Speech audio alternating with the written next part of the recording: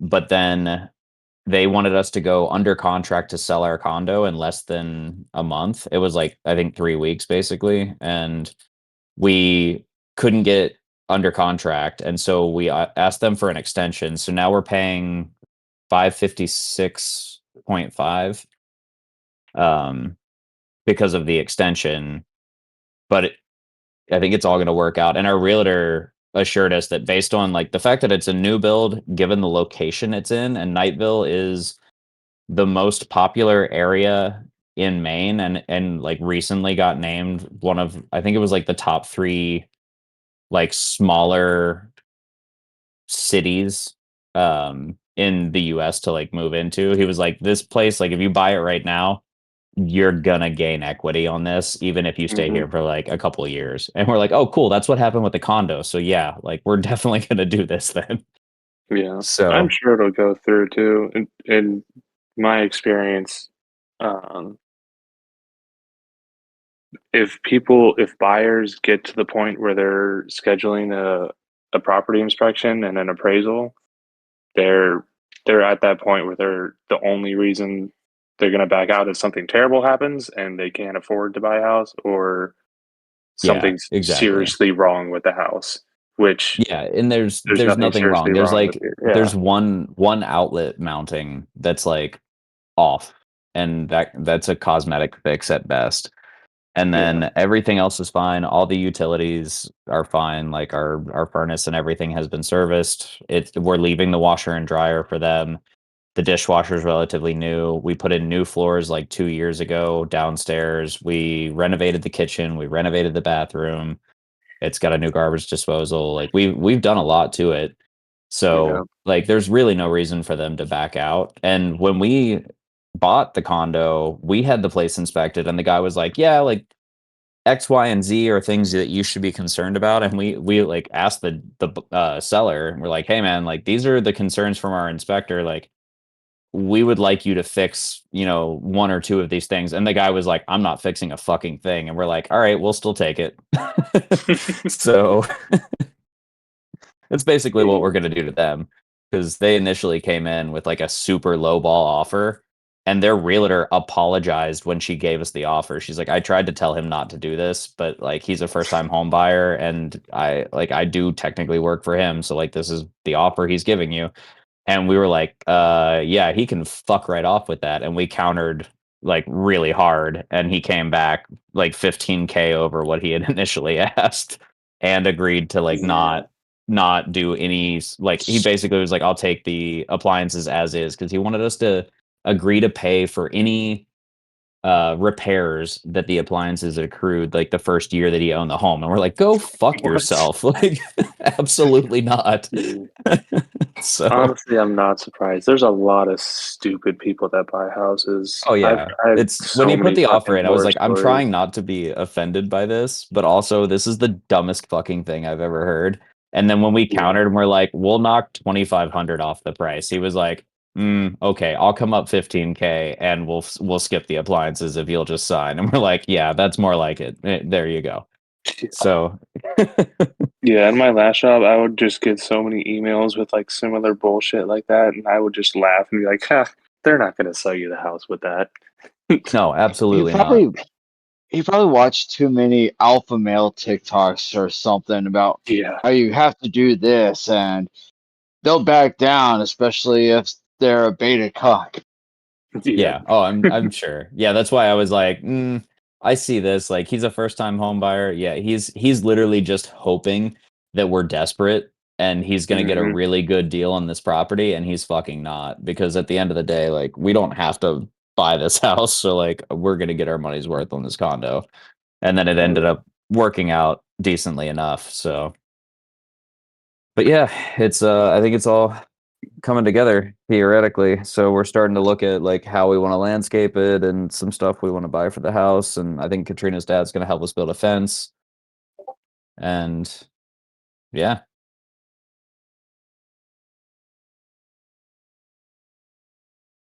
and then I'll have the space for all you motherfuckers to come up to Maine so we can host a session in person. Nice. Hell yeah. Well, yeah, you always got room in your bed for me, right? Katrina can sleep on the couch. Oh yeah, I mean that's a given. I just assumed that like Katrina would sleep at one of our friends' houses. You would share the bed with me. That leaves the guest room for 1 to 2 people, plus the office where we're gonna put a pull-out sofa for 1 to 2 people, and the couch is downstairs. We've got room for everybody. Well, if you get a California king, we can all just sleep in the bed Hmm. together. That's fair. I mean, we already have a king bed, but like, it's not to say we couldn't upgrade.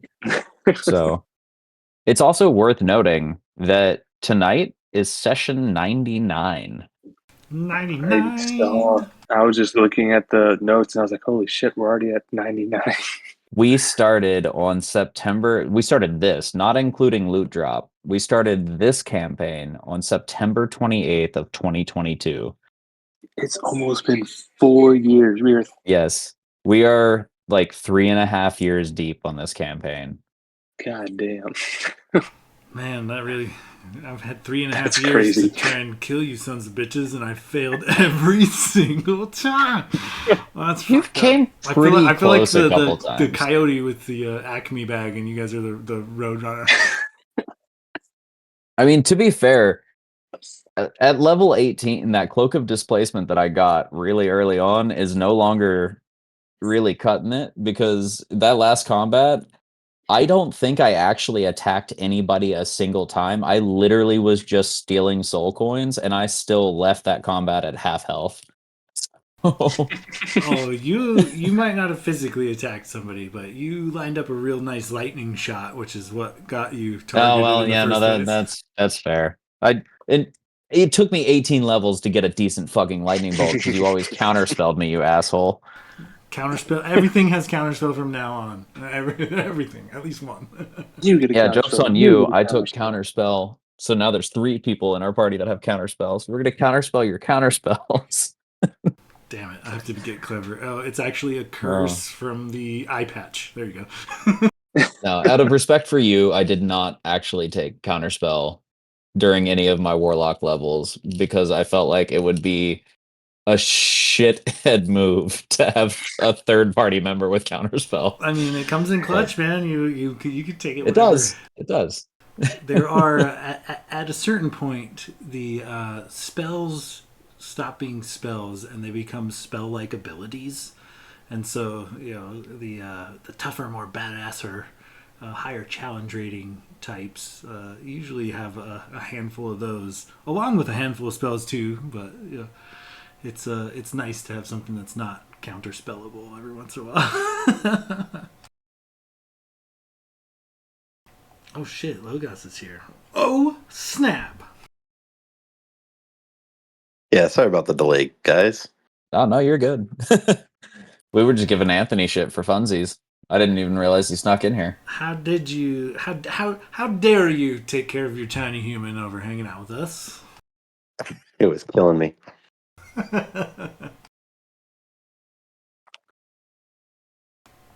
Yeah, I felt so bad. I was just screaming. I'm like, here he goes. I just gave him 5 ounces. He should be fine.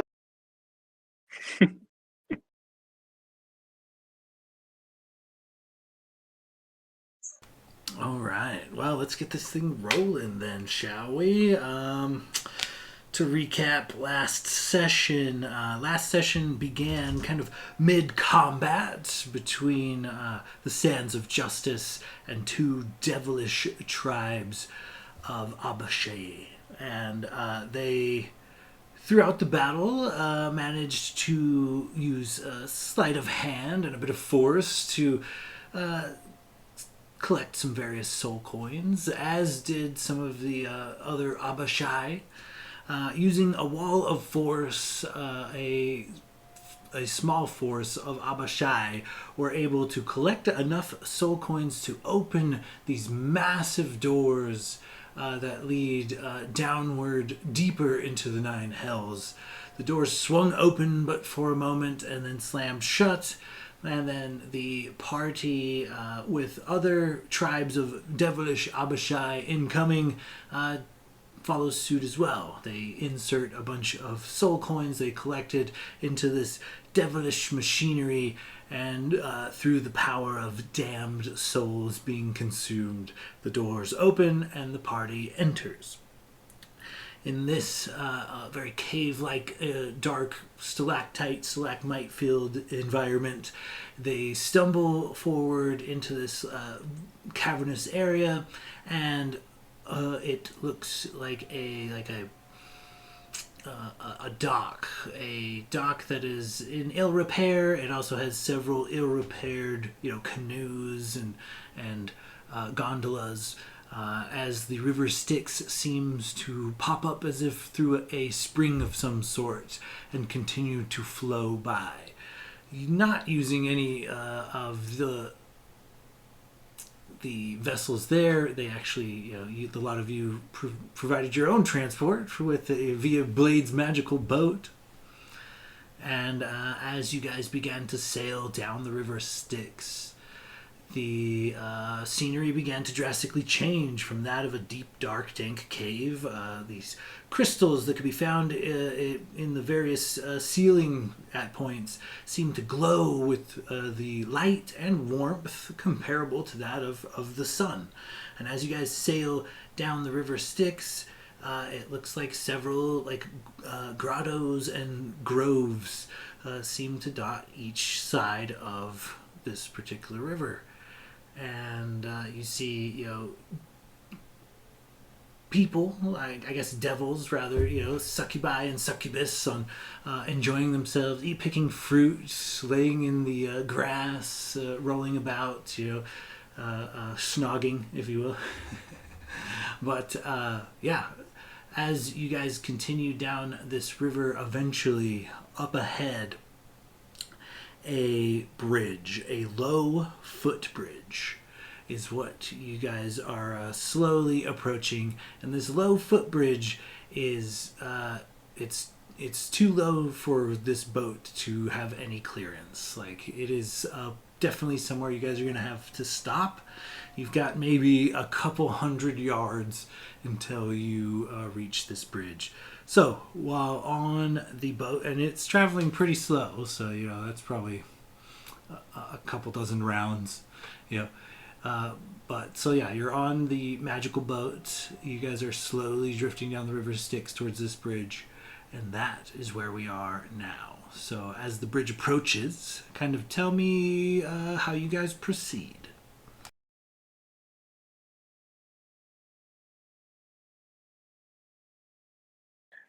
Does it look like there's like on either side of the river, like a good place to shore up the boat?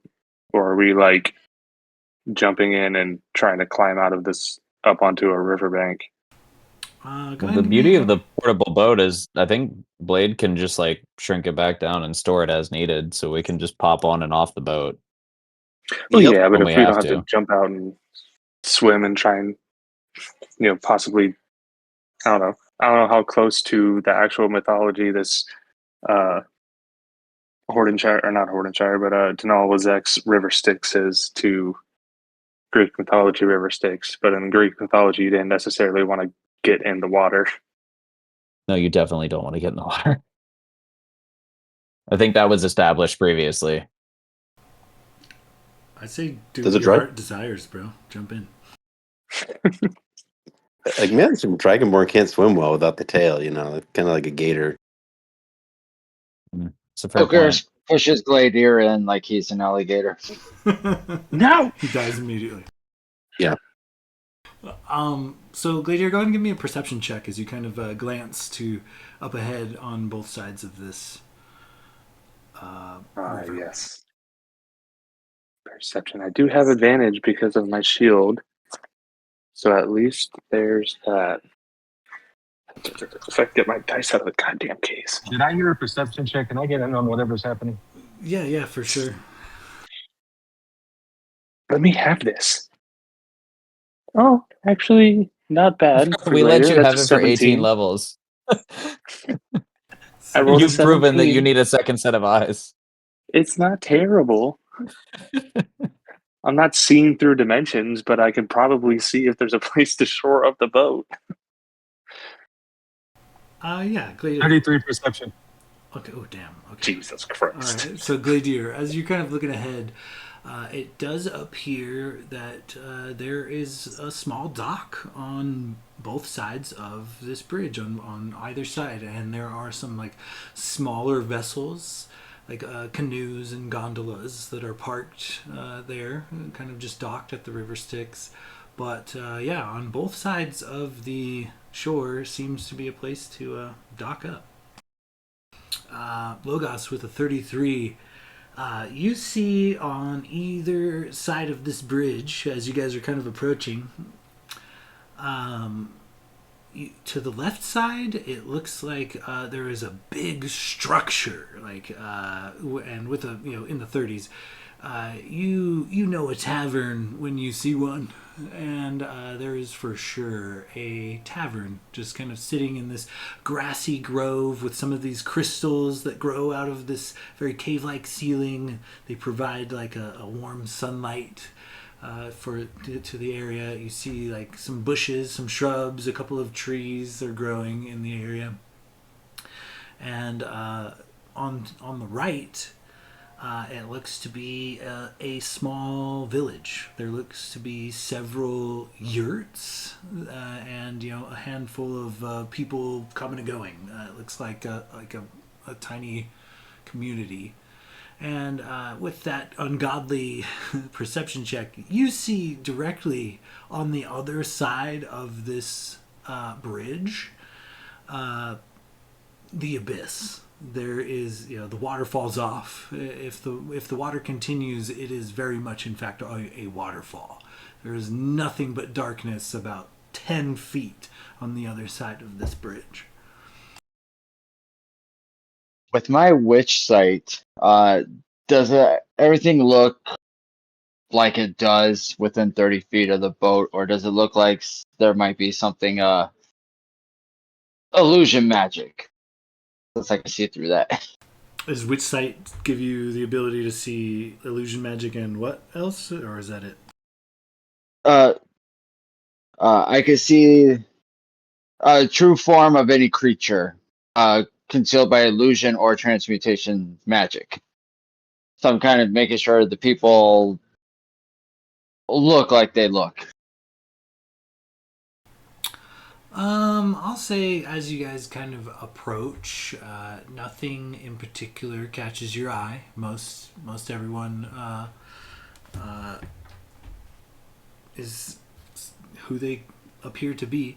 I will say, while using your witch sight and looking around, while using your witch sight specifically, the river Styx no longer really looks like a liquid. It looks like a mass of tens of thousands of souls. They're all like stuck together and like conglomerated all and like slowly drifting downward. Like the river Styx is very much something alive in a sort of way. Noted. Witch sight is permanent, so I just always have it going. Oh, well, you kind of see this nightmare where others only see this bubbling purple liquid. Which I'm preparing for Shadowfell, so whatevs.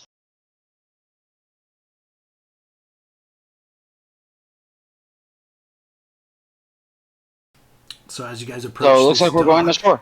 yeah, you guys pretty much don't have a choice unless you have something fancy you want to do. You have to dock to either the left or right as this bridge kind of blocks your path.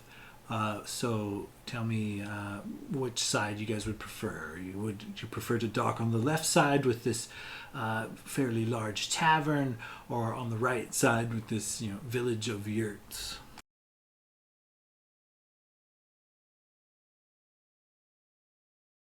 Blade's captain of the ship. I kind of relay that information to Blade, and knowing him, kind of steer him, towards the tavern side. Yeah, Blade's just like kind of half paying attention, just kind of like maybe looking back at where the all the succubus were and all that.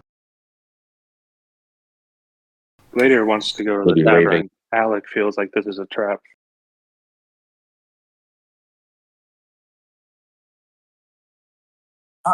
Blade, I'm just saying. I think we're strong enough to withstand the charms of devils and demons. I mean, we could just indulge in, and friendly matters, whatever that may be. It doesn't mean we're charmed. Didn't We you happen to knock willingly. up the first person that gave you the time of day? You might not be the best person to withstand a charm. Just pointing things out. I Then mean, we we've are in just the hells after all. you just discovered Logos's secondary plan to populate as much of the world as we can. Hey, that's my job. I was gonna say the Later. second campaign has already been decided. We're playing Blade's bastard children. Like, There's a lot are of you them. already setting up the third campaign? Oh, fuck that. Rocks fall, everyone dies. No one gets to procreate. World is overtaken by bullywugs. Sterility washes over the land.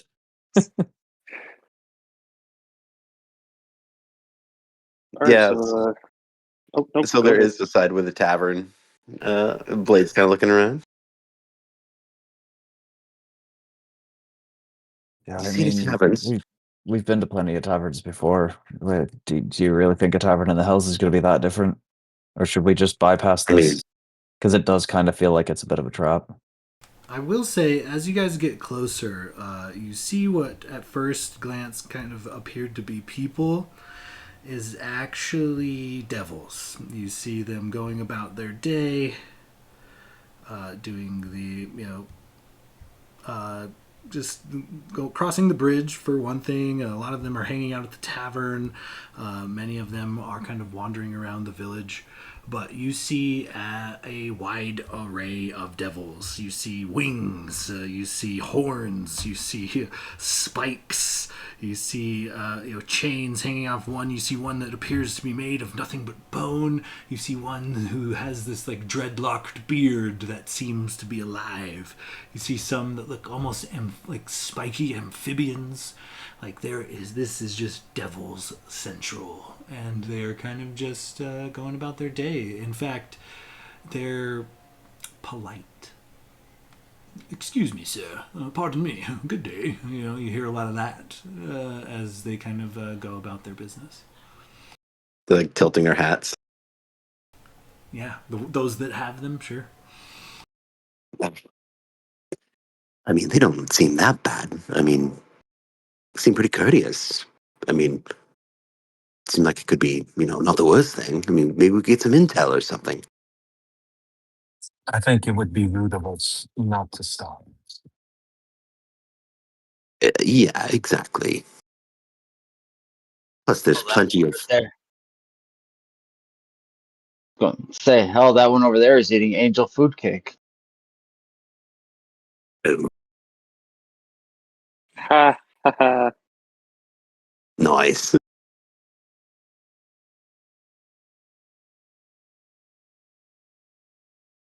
Well, I want some of that devil's chocolate, Nice. Where you taking us, Blade? To the town or to the tavern? Mm, I mean, my heart is always towards the tavern, but I'll follow whatever you guys want. Maybe the hells isn't the best place for me to indulge. I wouldn't necessarily recommend it. I know you have a penchant for chains and bondage and whatnot, but I can assure you that um, they aren't going to be friendly. It's more pleasurable for them than it is for you. So I'm not particularly sure which path would be the best. It looks like either way we're going to stick out like sore thumb. We don't really have a good way to disguise ourselves. So uh Hmm. I mean, what do we think's the fastest way through? We just need to follow the river, theoretically. Could we not just pop off and walk along the shore to the next entry point? Look for another door. Well, beyond this point is I'm assuming a massive waterfall. We would probably need to find a way down there. I mean, the locals might know, but taverns have been good to us. And I am quite interested to see if the legend of Blade Silverking has made it to hell or not. Oh, I'm sure it has. I mean, they've got to have heard of me. Well, We more do. importantly, we got to find the next way down. And something tells me that going door to door as missionaries is not going to get us the most open responses. People like to talk in taverns. We do have a good track record with that. People, But people don't like to talk we when you knock on their front door. we also haven't had a good shopping day in a while. And imagine the shops that might be in the hills. And he side eyes the town. That's a good point. I mean, there is a bridge connecting the two, so I mean, we could just dock on one side and walk over to the other. It's not either or, end all be all. We might be in the hills, but I'm pretty sure they still frown upon docking down here, so mind your manners. Are we going to get like a force save if we dock up? Are you sure you want to choose this route? There's no Every going other back. route, there is no going back. So tavern, though, I think we're all in agreement. That seems to be our. I mean, it's been a campaign-long trend. Yeah, I mean, think I think we that's can get info there, and then if we have time, we can try and explore the town a little bit after we get some information in. I think if we get chased out of anywhere, it's going to be a bar, not the town, and we'd want our getaway vehicle closer to us. It'll be right here in my pocket. I was gonna say, can't you just throw that thing out willy-nilly?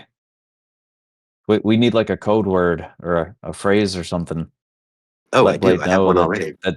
Oh, what do you have in mind? Well, when I deploy it, I say it's erect, and then I say come when I want it to come back.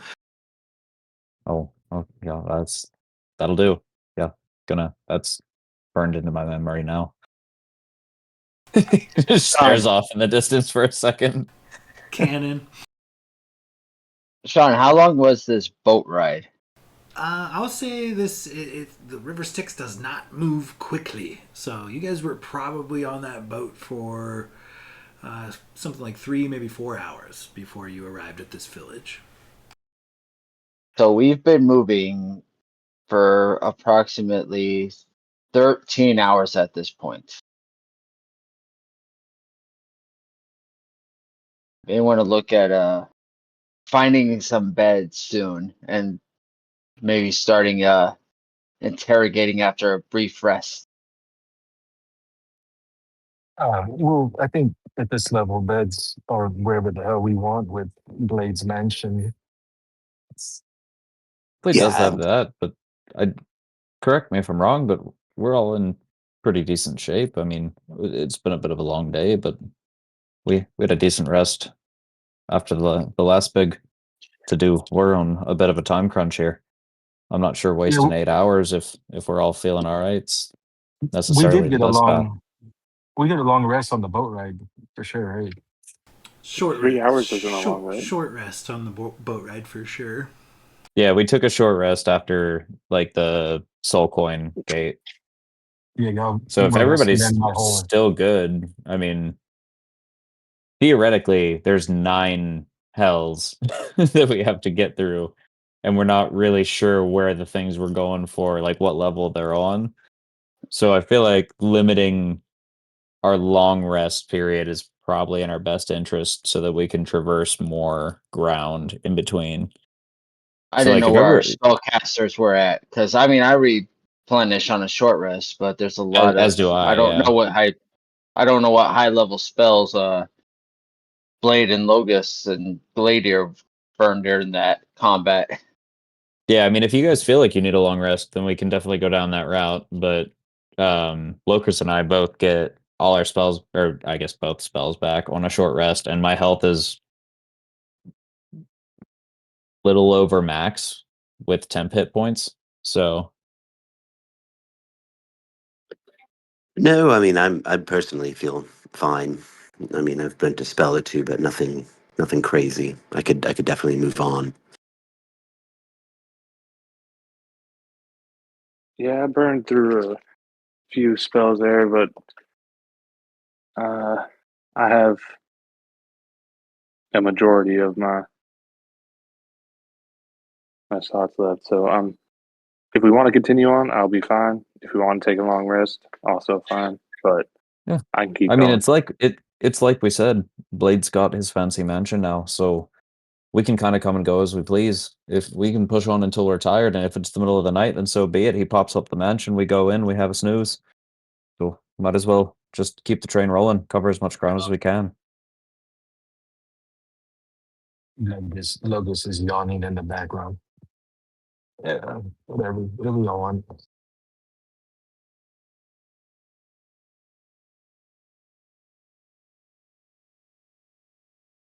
To the tavern? To the tavern, I think. Seems like it, yeah. All right. As you guys kind of pull up to the dock and safely traverse onto the dock, Blade, you leaving your boat, or are you taking it with you? Oh, I'm definitely bringing my boat with me. Okay, excellent. Come, and it retracts like a rocket right into my hand and into my pack. Excellent. So as you When you go to let the boat out, is it like one smooth motion when you reach in the bag and fling it, or do you have to kind of like yank it a few times and then send it? Have you seen it's I think it's called Aladdin, then he has the lamp and he's gotta rub it a little bit. I Oh, so gotta you do just that. you stroked the boat and Yeah, then it just like rose. underneath, like yeah. Oh, just like one smooth motion, like maybe like a little tickling of the fingers. No, it's full fingered and thumb wrapped around Oh, halfway up. uh, oh, okay. Firm grip. I like it. Yeah. Oh Just yeah. trying to picture it, you know. Oh, that's it. It's a you might get a splinter, but it feels pretty good.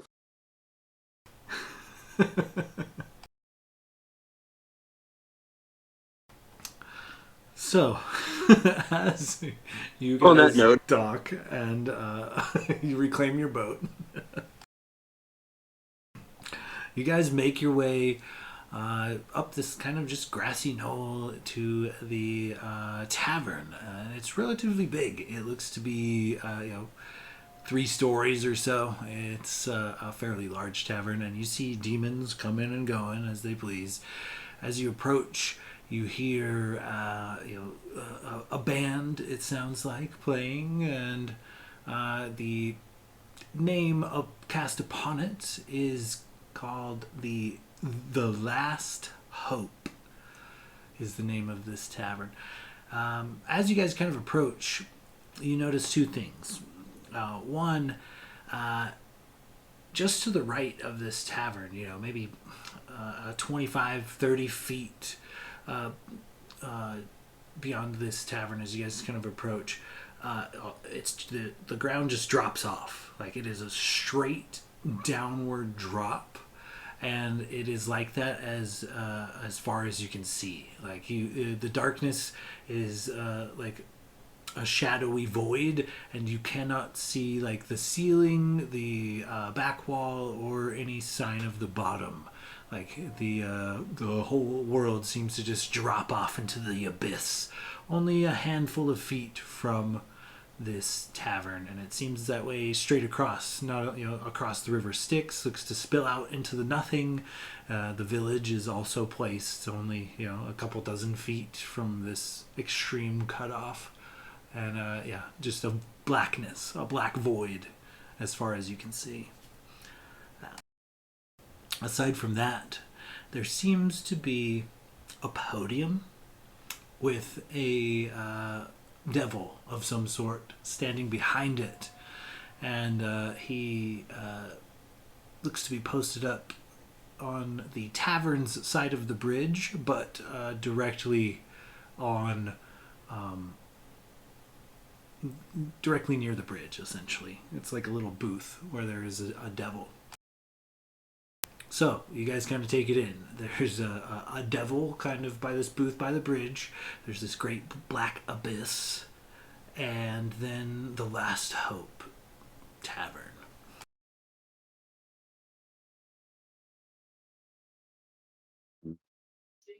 My guess is he's immigration to customs. Yeah.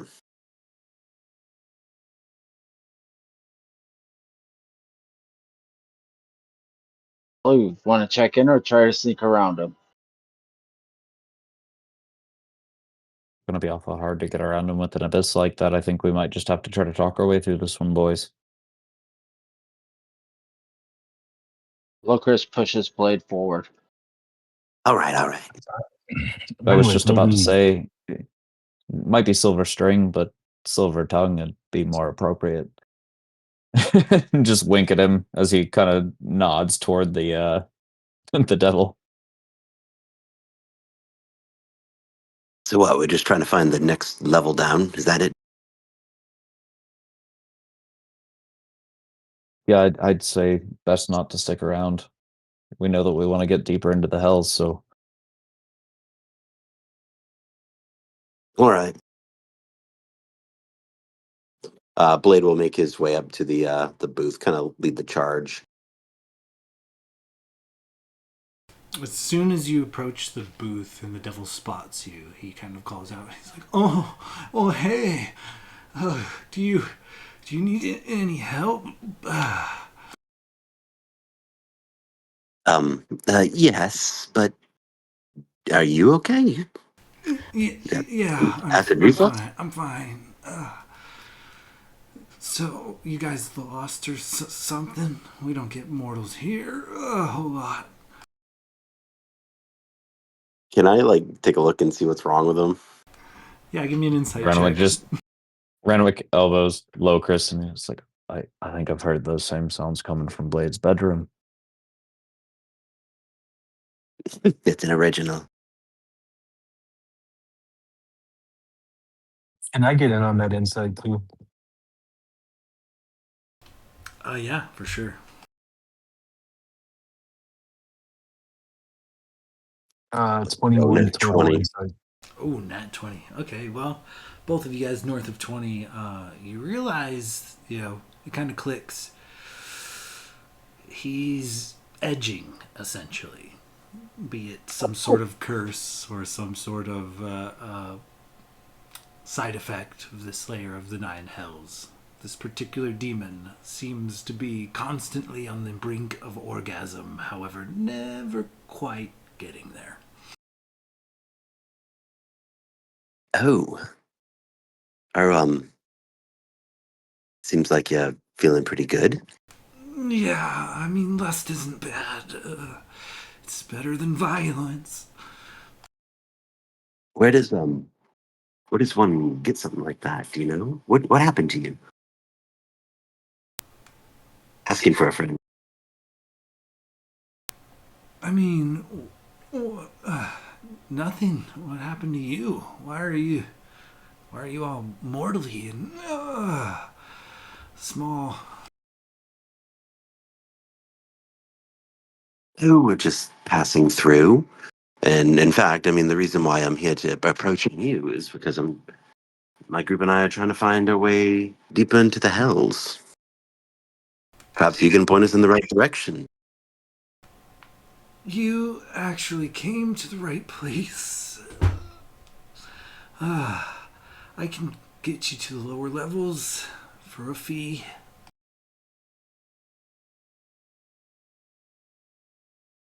I'm listening. 100 soul coins. It's my 100 cell phones. it's my only job here is to guard this podium and grant access to the lower planes for the 100 soul coin fee. Yeah. That's going to be pretty steep. Are you sure there's nothing we can't do that would maybe sweeten it a little bit? We've got maybe 10 soul coins. Maybe something we can buffer it with. Well, your your soul coins are short, but these are souls of the damned, fresh mortals. So, souls of the damned are like copper. A fresh mortal soul would be more like a gold piece. But him, oh him, he points to Gladier. Someone holy from the god of light, a beacon of justice. That's a platinum coin for sure. Renwick sighs and he just sort of stares at the ground for a second, and you see this dark puddle start to form, and he summons a tentacle, and he looks back at the party and he just goes, I mean, does anybody else see a way out of this?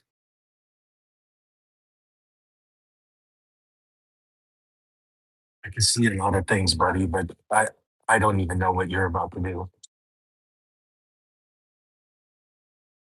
I can't tell if it's going to help or hurt to get the man just finally past the point of fruition, for fuck's sake.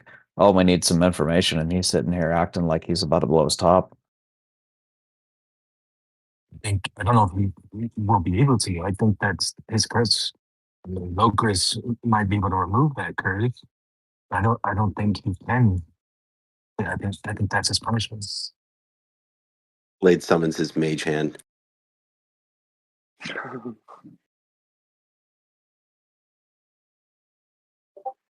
Locris Sean, turns away and looks at the tavern. I guess Sean gets to decide whether or not Renwick summoning a tentacle and Blade summoning a mage hand to pump some information from this devil. Dude, one in I the Or mean, this front, it's one in your the back. it's your magic and your shame. I mean, it's if you want to. Hey man, what the tentacle does is not. That's not on me. It's got a mind of its own.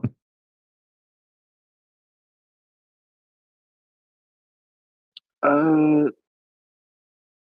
one sec. I don't know. Oh no, that's a spell. Never mind. What was he asking of our paladin?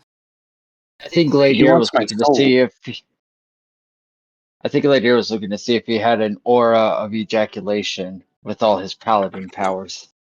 Oh, No, I thought I had a channel divinity that uh, got rid of curses, so I was gonna try Yeah, that, I but just have it's dispel not magic. curses. It's I can end a spell and I can cure disease, but I can't do curses unless I actually use dispel curse, which I don't think I have prepared.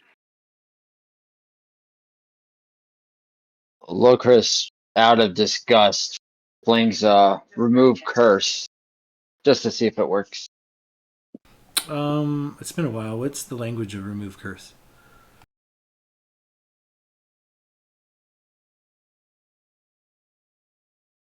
I forget. Yes. Let me pull up my spell book. Oh yeah, I have the spellbook out. Okay. Here we go. That app's I reluctantly touch this guy. All curses affecting one creature or object end. And then it just goes more on curse magic. Okay. I'm gonna say you burning the spell slot gives him a temporary relief from his curse. Or like a temporary release. I was about to say by relief, do you mean he? Never mind. He at your touch of your spell, he kind of collapses onto the podium for a moment, and then takes a deep breath, and immediately pulls out a cigarette, lights it with the flame from his finger, and begins puffing upon it. He stands up straight, so you see that he is he's a particular kind of devil, but he looks to be like a human goat hybrid. Like not like a satyr where it's like a human half and a goat bottom, like full blown goat anthropomorphized, he does have human like hands and feet that are covered in fur, no hooves. But he's essentially, and he's fairly tall. He's about 9 feet in height. He turns to you, Locris. Thank you. Won't hurt to take a few hours off. I'd say that's worth about 100 soul coins, wouldn't you? See, here's the deal. I told the master I would obey his every command. And I know you mortals are new here, but when you make a deal in the 9 hells, you keep your word.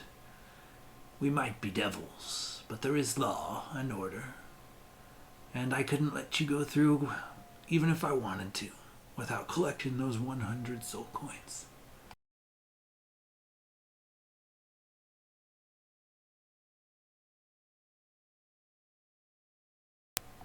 I will say, your guys' mortal souls are worth much more than the souls of the damned.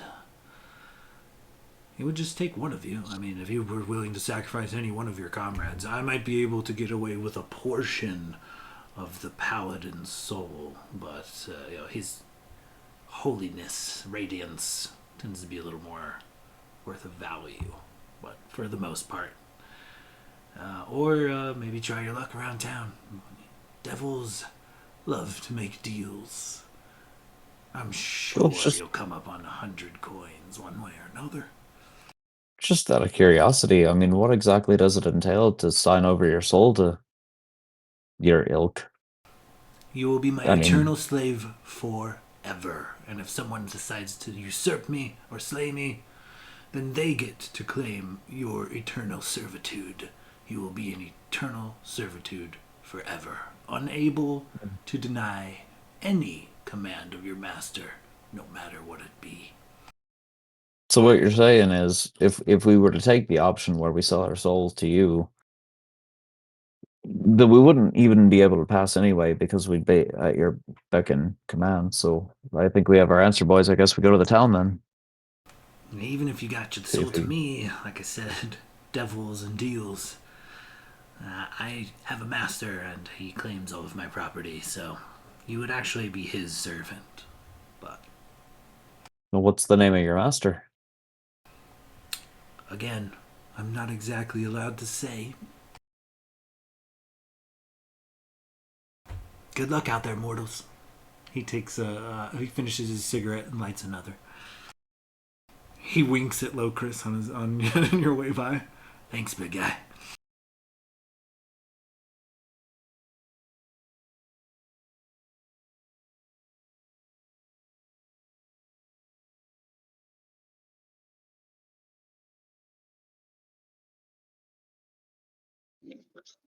All right, where to, boys?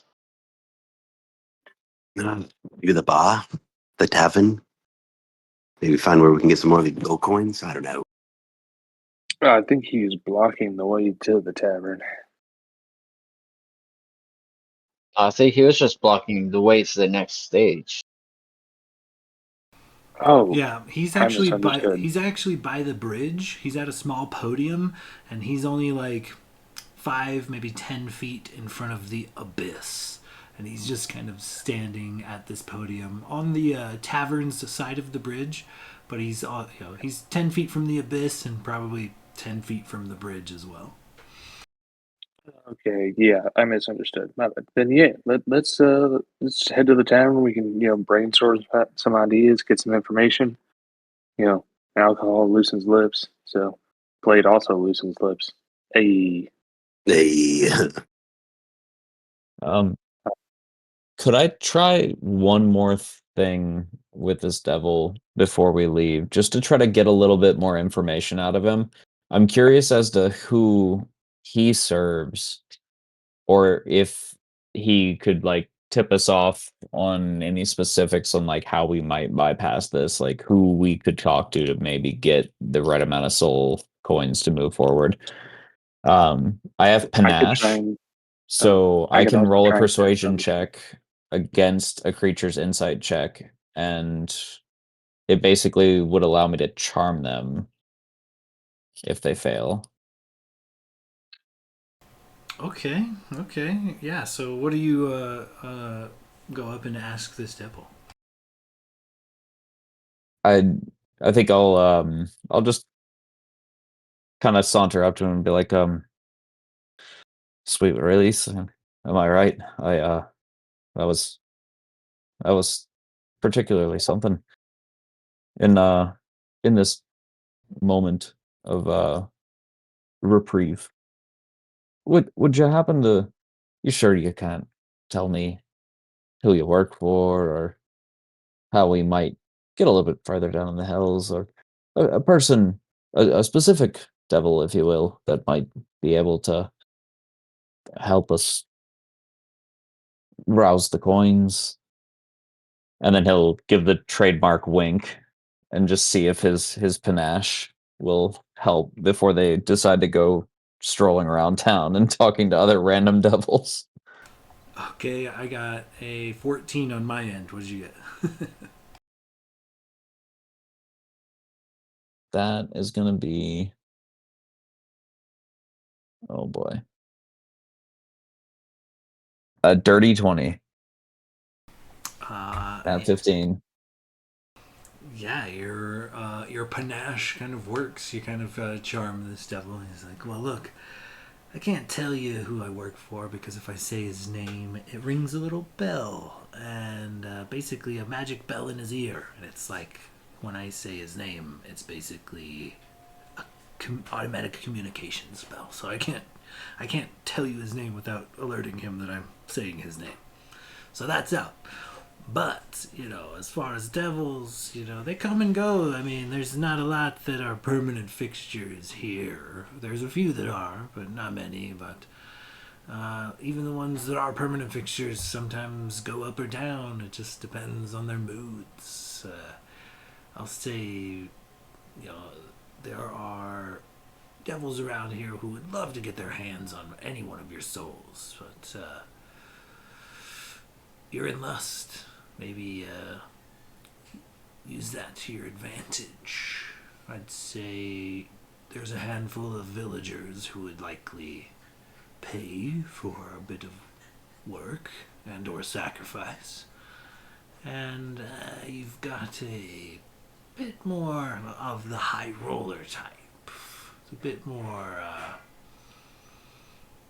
classier, but again, a bit gruffer, more powerful demons in the bar, devils rather.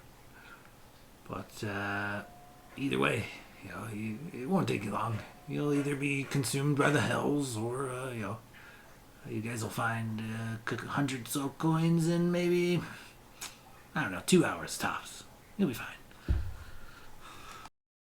Or you won't, and you'll be dead. But whatever, you know.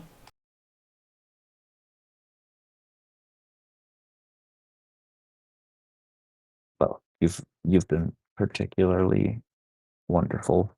And he just slowly starts to back away and sort of side eyes the group and nods toward the town.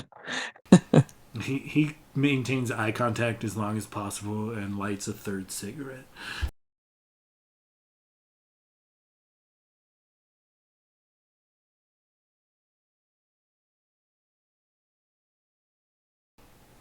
So where do you guys proceed?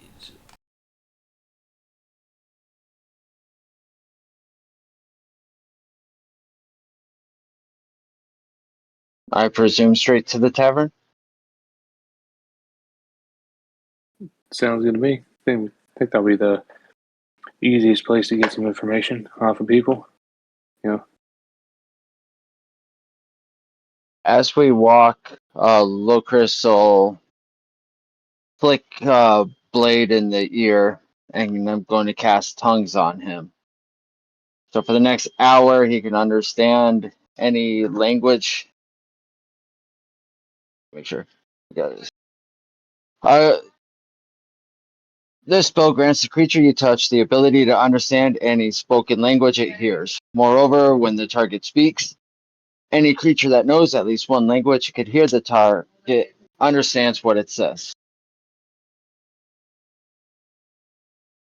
So he can understand all the infernal and abyssal and demonic. Good call. Good call. Hey, what was that for? Turn back and swat.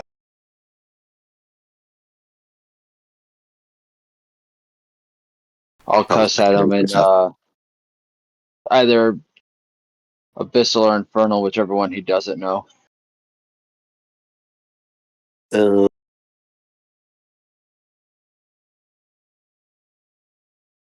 See, now you can understand anything being said, dingus. Thanks, I guess. All Not right. that I can.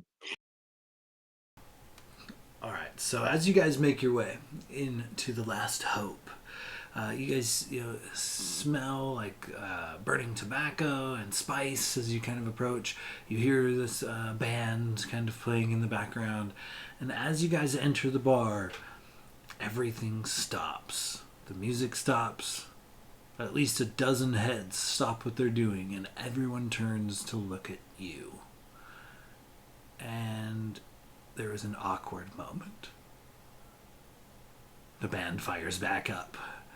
The devils go back to their business. Several of them, obviously, and not even trying to hide it, eyeballing you. This is a large room as you guys kind of enter. The walls are lined in booths, but the center of this room is mostly tables and stools. On the far side of the room is a large black metal bar. And behind it, a devil looks similar to a tiefling. However, he's always wreathed in flame and happens to have bat-like wings. He looks at you guys as you enter and kind of nods, waves you guys over. And as you see this bartender, a couple of booths seem to have just these very attractive men and women demons, devils.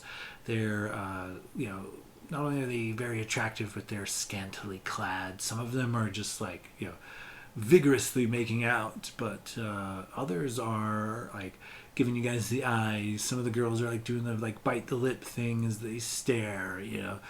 The guys flashing their smile and giving you the eyes as well. So you've definitely attracted the attention of a couple of succubus, incubus types. But in the center of this room, amongst these tables, it looks like there's 2 or 3 separate tables, all of them full of various devils, and they seem to be gambling. You see a lot of cards action going on, while some of them seem to be wagering as they look into like a crystal ball that is set in the center of their table.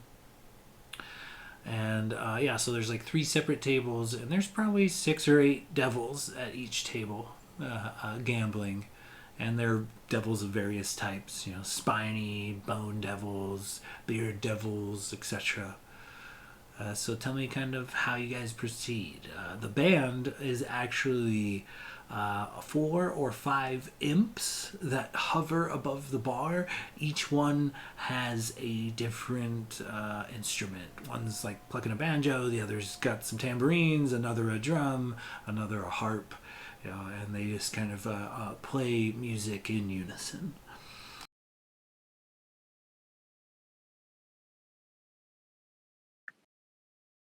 I think Layers, before they get too like deep into the bar, just be like, "All right, guys, just try to stay close to me. Don't nobody wander off alone, because I can protect you a little bit from some of these charming fiends, but not if you get too far." Blade's like No, already off talking with a succubus. this is what Blade wingmaning it up. Didn't even hear you. Gladiator really starting to derive a power from being a bit of a buzzkill. She happily offers you a place to sit. Oh, come, sit next to me. We have so much to talk about. Mortals, I find you fascinating. In her tight, leather-clad corset and her busty bosom. Well, I mean, I'm sure that'd be fine. Gladiator, would you say something? Yeah, Captain Cockblock, did you have something to say? As Yeah, come Gladiator on, yell with it. approaches, she kind of hisses. Easy. We just got a bit of a time crunch, so we're not trying to spend too much time here. But just be careful. Don't be such a drag, holy man.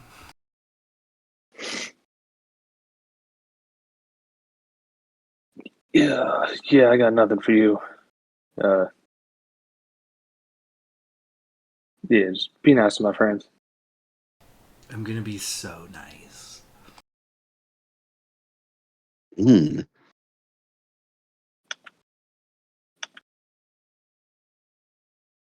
All right.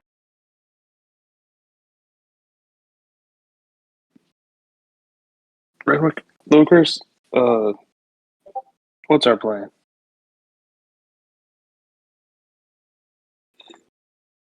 Well, apparently we can go have a conversation with the barkeep.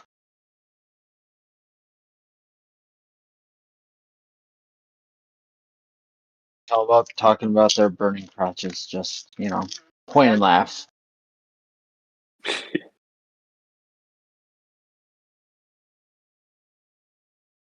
And Lucas will head to the bar. The devil kind of waving you in. About time. You need a drink, partner?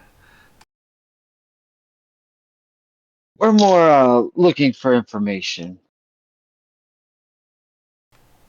Well, that cost you double. But I guess depends on what you're looking for. We have a very important meeting a few stories down. So we're just trying to find the express route. There's a podium by the bridge. You gotta pay in soul coins. What kind of coins do you take here, sir? Usually soul coins, but mortals come in sometimes, rarely, but still. We take gold as well. Gladiator's gonna drop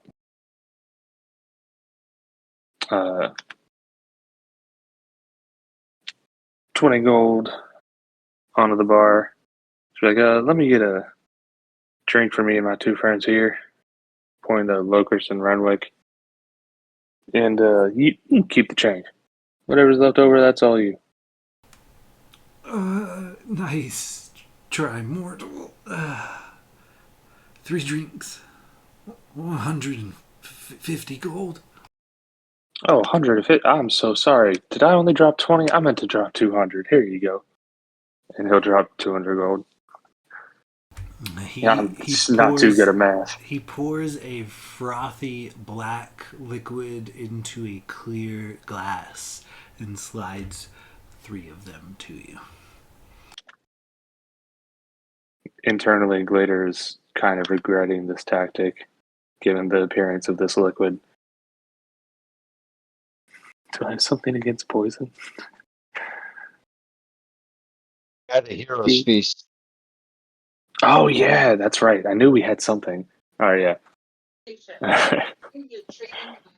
So yeah, he'll drop that 200 gold and shove over this giant pile of gold to the barkeep, and then just hand out the drinks. Be like, man, there's there any other information you can give us? I mean, we understand there's the podium outside, and they take soul coins. That's one way down, but I mean, there's got to be more than one door downwards, right? There's another way down. Only the lords of the nine hells can travel freely. The rest of us are bound by their laws.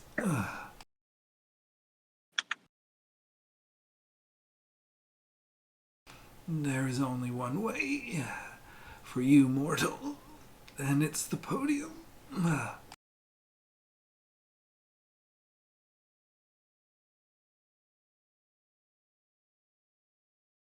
Gotcha. How do the lords of the hells? Oh, sorry. Go ahead, Lokers. You're a little more versed in this kind of this area. Well, I have a feeling you were going to ask how do the lords travel, and I'm sure they have personal elevators in their mansions. So unless you want to go breaking into demon lord homes looking for a way down, I guess we go looking for a job bulletin board. Yeah. Also, Glader's going to turn and just glance over at see if you can spy Blade and Logus. Hopefully, they're still at that same table and haven't wandered off. It's like taking a shot and licking salt off the breast of this. After this. Oh, she's down. Not only is she down, but it looks like 2 or 3 of her friends have showed up as well. There's basically a dominatrix fest going on at this booth right now, and Blade and Logos are in the middle of it. Glader's kind of keeping like his eye, like now that Lokers is kind of moving into the conversation as more of a lead role. He's keeping an eye on Blade and Logus while listening to what Lokers is saying, and so he'll just kind of stand there and watch and listen. With my passive perception, I'm sure I see Gladier watching. Hey, you weirdo! You don't have to be so creepy about it. You can come join. He just flicks you off. I saw that. As he goes back in.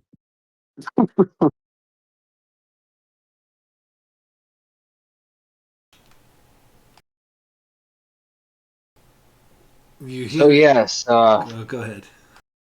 I was going to ask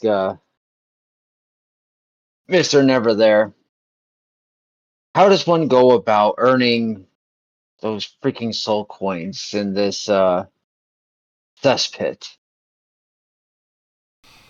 Well, if you have some to gamble, he kind of gestures to the several tables of devils playing cards, and he says, "And if you don't, there's a villager or two who I'm sure has a job here or there, though it's probably an unpleasant one."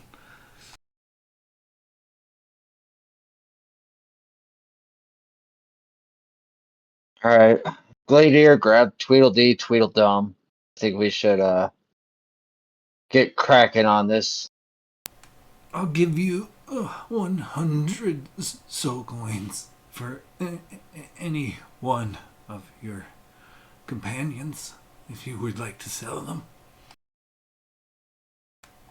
200 for the holy man.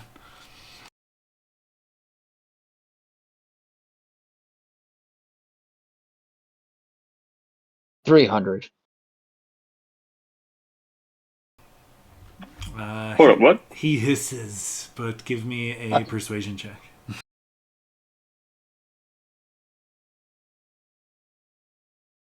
Oh no, that was low. 11. 150.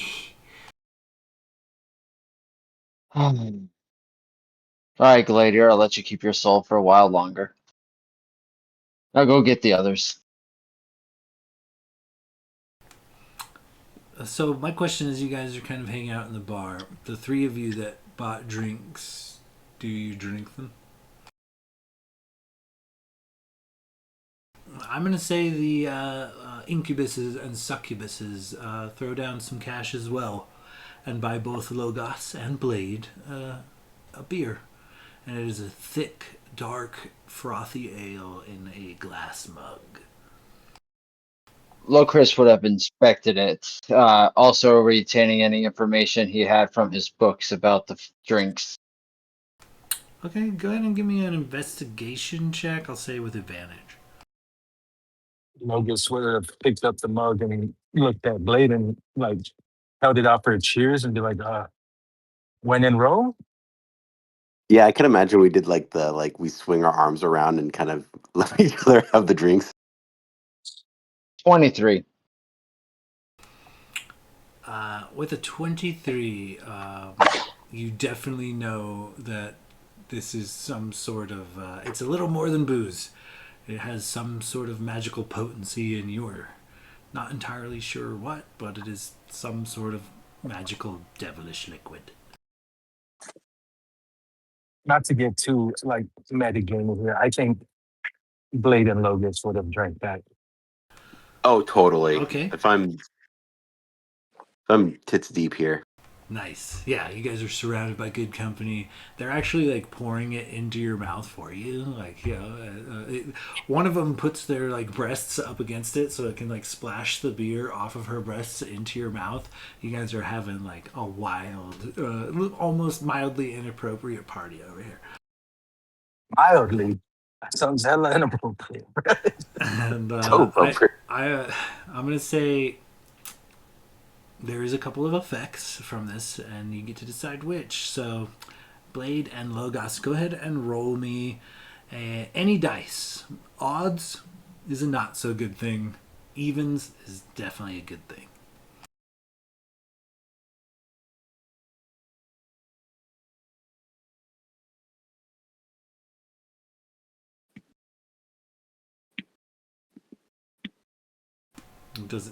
Oh, nice. Evens. Good thing. Good. Ooh. Okay. Logos got a 4. Nice, nice. Doesn't matter the die. Doesn't matter the die. It's an odds or evens thing. Oh, I'm about to get fucked here. Yeah. Okay, so Logos, the next time you roll a critical failure, it becomes a critical success. Blade, the next time you roll a natural 20, it is it changes to a natural 1. Is that a permanent thing until it happens, or is it just? Until it happens and or you die? Oh,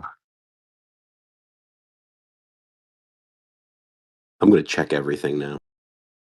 Yeah, so your next nat 20 is a critical failure, and meanwhile, Logos, your next critical failure is a critical success.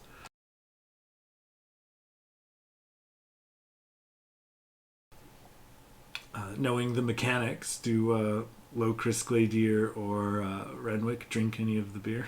I think Renwick's probably a little freaked out knowing that we're slowly getting closer and closer to Nialigov. So I think he's trying to keep a level head for once. Glader also, I was thinking this beforehand, not just metagaming. He would have waited for Locris to kind of give the go ahead. He was just trying to really smooth things over with the bartender by purchasing drinks and like giving a big tip. So he would have kind of like glanced over at Locris, like kind of picked the mug up and glanced over at Locris, and if hopefully he gave some sort of like indication, be like no or yes. Well, Chris has a problem with always pushing the red button, and Locris has done it plenty of times this game, so let's push the red button one more time. Gladiator, you see Locris inspect his drink, shrug, and then chug it. Go ahead and roll me any dice. Yeah. Glader would follow Locris's. This is Locris's domain. Okay, yeah. Go ahead and you roll So me. he would have followed his. Locris, your next critical success becomes a critical failure, unfortunately. All right. I'll do a D100 too. 1D100. Not 109. 100. Ooh. Gladiator, your next critical failure becomes a critical success. Hell yeah. Okay. Probably tastes like dog shit though. Actually, the beer, though it is black, it tastes like apples and honey. Oh shit. Yeah, he would have taken a little sip and been like, "Oh, this is actually pretty good," and downed it. All right, but yeah, then he would turn and walk over to Blade and Logus and just kind of like deep sigh. God, I hate having to do this. Pick them. They're both live elves slash half elves. Or you guys are both elves, full elves? I can't remember. I'm happy. Yeah, okay, that's what. Yeah, you're half elf. Yeah, you're live elven blood. So he would just pick them both up by their collars. I mean, I think I have a 26 strength now at this point level. Oh no, 23. But still, yeah, he would just kind of pick them both up like by the backs of their shirts and just carry them outside. I just Can I think make it's a dexterity save against his strength? Yeah, I will let you. Go ahead and roll an athletics check, Gladiator versus Logos. Blade, do you resist as well? no. I actually think he's probably another succubus dragging him to a room. He's actually pretty. He's into it, and I'm like motorboating in the air. All right. So I got to roll. Am I rolling what am I, acrobatics or dex save? Acrobatics versus Gladiator's athletics.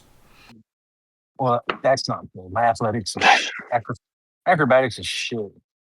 I just rolled a natural 22 for a 32. Oh, shit. It's crazy. I rolled a 19 for a 24. Struggle as you might, Gladiator grabs your ass by the back of your neck like you are a small kitten and carries both you and Blade out of the bar. I think that's my Lotus is more favorite pissed. natural 20. You could have just told me. I would have left. You don't got to carry me out and embarrass me for the ladies. God damn it. He's just kicking the whole way. Wait, it's like tonight's our lucky night, dude. Trying to fix them. I think that's my favorite nat 20 I've ever rolled. All right, yeah, so he carries them both outside and waits for Lucas and Renwick. Now, you two settle down. We got some information. Got a lead.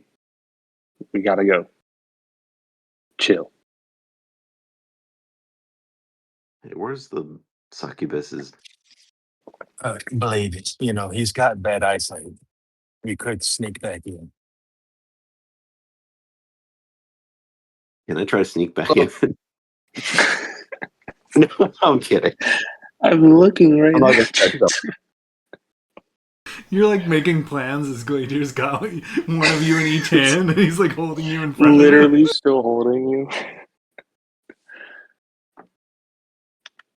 I think by that point, Locris would have walked out with Renwick. Just walked up to him and, all right, it's official. We really don't have a choice. We can either A, break into a demon lord's mansion, castle, and try and find a secret way down, or we start working for a bit and try to earn some soul coins. Or, I guess, find some demons and kill them. Or gamble. We Or could we could wager. just sell Gladiator. I was going to say Gladiator seems to go for a lot. We could wager his soul against a couple hundred soul coins in a competition. Sure, we could win. I do not approve of this plan. Apparently, he's worth 200. I tried to get 3, but Yeah, I mean, I feel like we could barter. To be fair, when he was originally brought into the gang, I don't think I don't know how to phrase this right. Let me get back to you. Fuck. I had something there and I fucking lost it mid thought. It's the devil booze. It's quite potent. Oh, you didn't actually drink any. Nope, nope. It's just Redwick in his natural state. Dude, we in an apple shooting contest or something, Gladiator? I got that all day.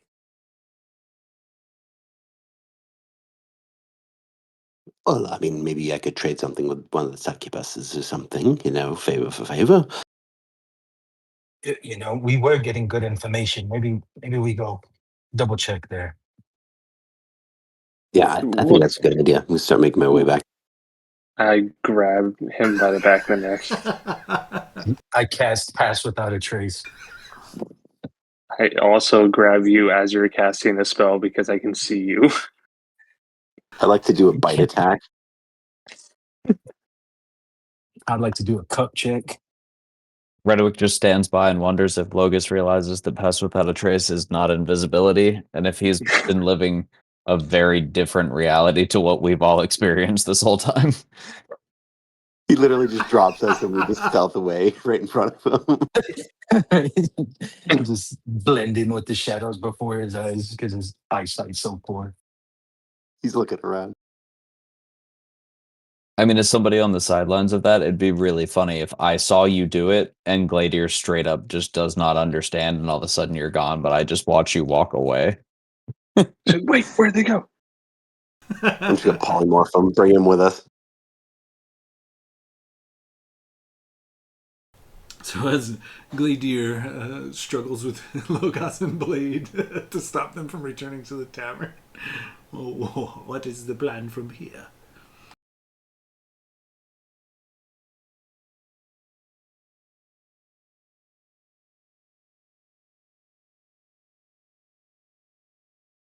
I assume we make our way into town and look to see what villagers need assistance.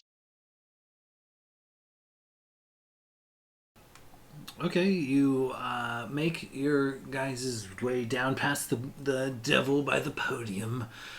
He's smoking yet, probably his 7th or 8th cigarette at this point. He kind of nods as you guys go by. And the bridge takes you over the river Styx. On one side, you see these docks. On the other side, maybe 10 feet or so, the river Styx plunges into the dark abyss.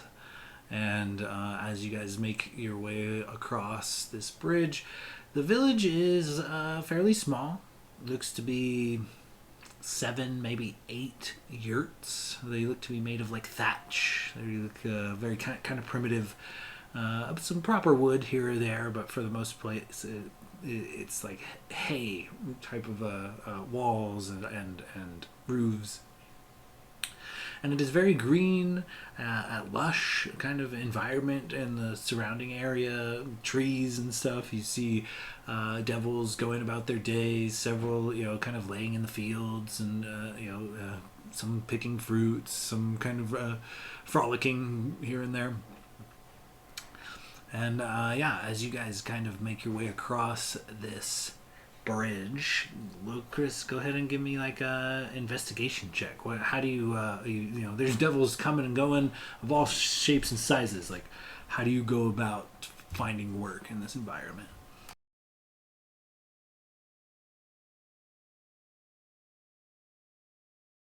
Honestly, not a clue. He'd just be looking for like one of those community bulletin boards, like from Witcher 3. Okay, yeah. Go ahead and give me an investigation check as you kind of peek around the village.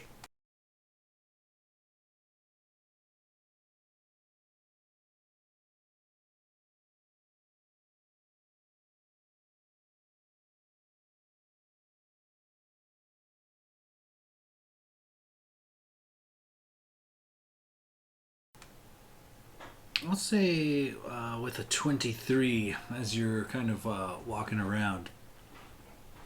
No message or notice board, unfortunately, but like I said, there's only 7 or 8 yurts. You know, it doesn't take you long to kind of make your way around the entire village, and then a second time even.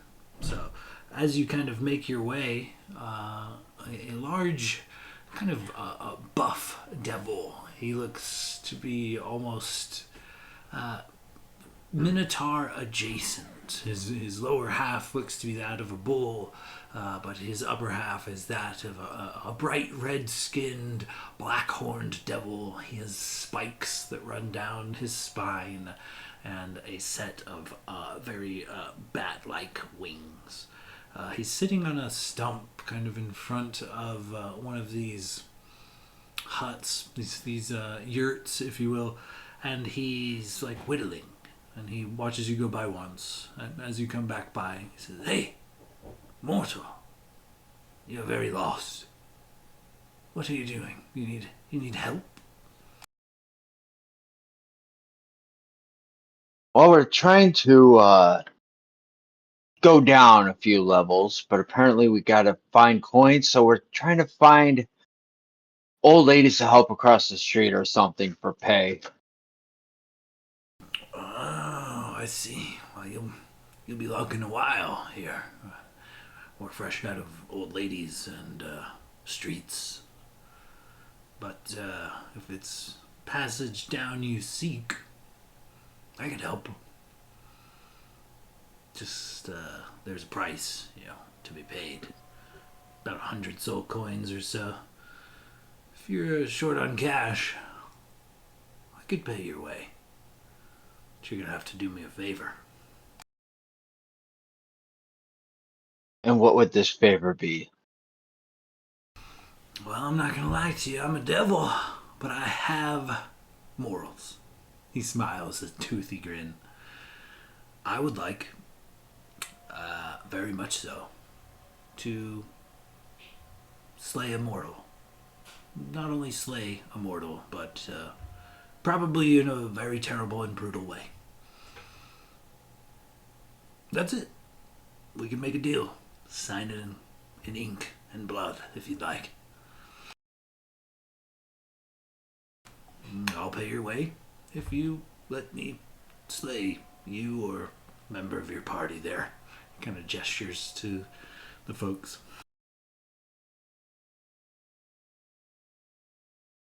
Locris will just turn back.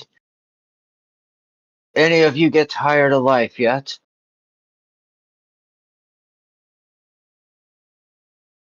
I'm still fighting Gladiator.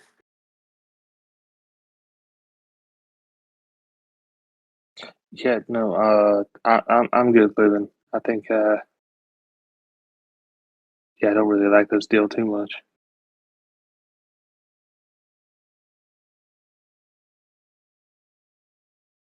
Well, surely, I mean, we could just get revived and something, right? Get that capability.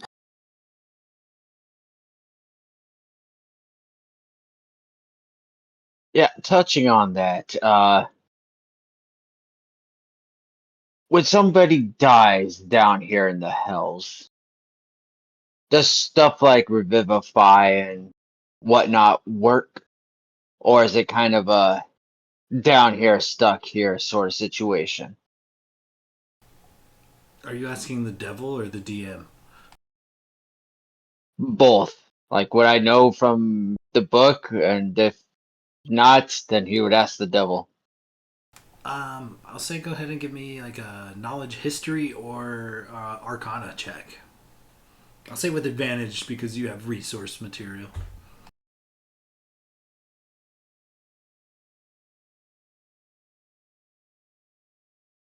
Right, now I need to have a ruling here. My very first roll on advantage was a nat 20. My drink would make that a nat 1. So how do you want to play that? Because I had never rolled a second die. Nat one it is, my friend. Okay, then I slept through that portion of the book. Okay, so if you ask the demon, he kind of ponders for a moment. Let me roll a die.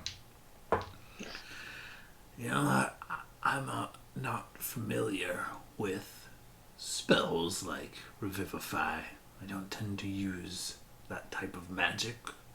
But I imagine if your magic works here on this plane with other spells, that spell should work as well. I don't see why it would not.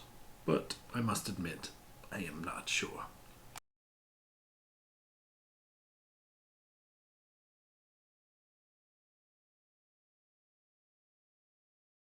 Gladiator, do you have Revivify currently?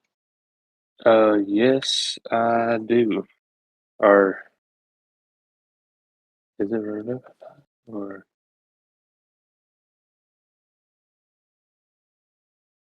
I know I have diamonds for you. yeah. I have Revivify and diamonds. Where the fuck is it? Yes, I do have Revivify. Could have sworn I did. Just couldn't see it in my spell list because I'm blind, like later. But yes, I do have Revivify.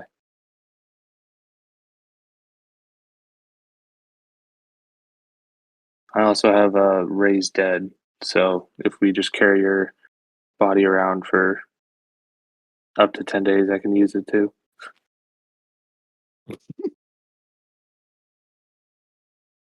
I would Great. also, if you want to cut off a piece of your finger, I can regenerate your whole body from that finger.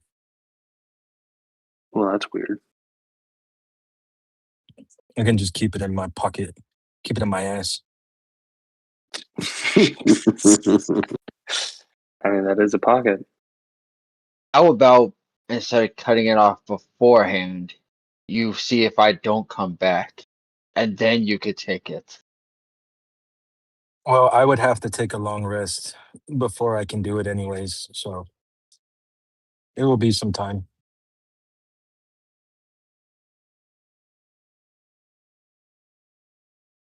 Anybody want to try something else? Oh man, if you're confident it'll work, we can try it this way.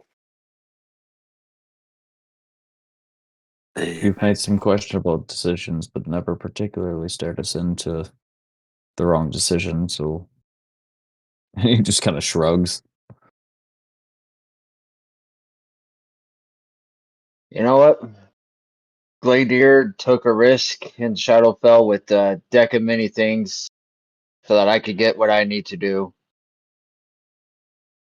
I guess I could return the favor for Blade, Logus, and Renwick. God damn, all three of you are going to owe me. You know this, right? Well, I figured would keep it score, but suppose. We're all friends here. I mean, we do anything for each other, right?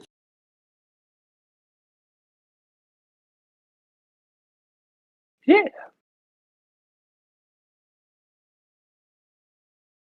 Locris will take the deal. Excellent, my brother. And he quickly summons not only a parchment, but a quill and inkwell. And he writes up a contract. And it says specifically that he will pay the party's way to the next layer of hell if you allow him to viciously and terribly murder one of you. And he even puts a clause in that the party gets to keep any and all remains from the violence. Ah, yeah, all right. Just need a signature. And he slides it to you, Locris.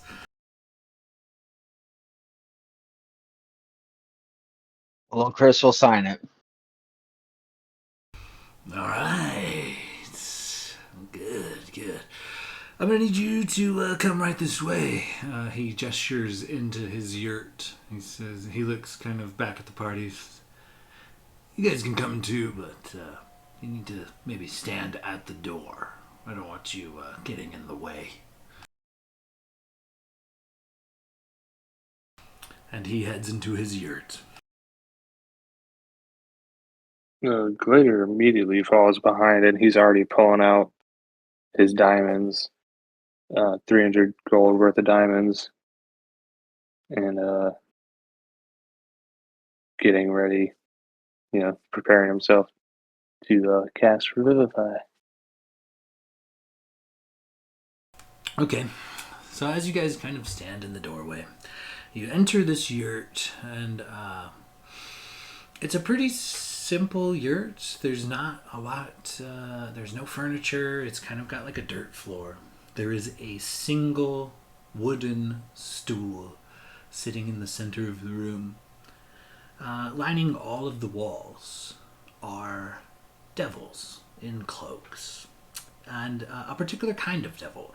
One you've already seen already. These like anthropomorphic goat people.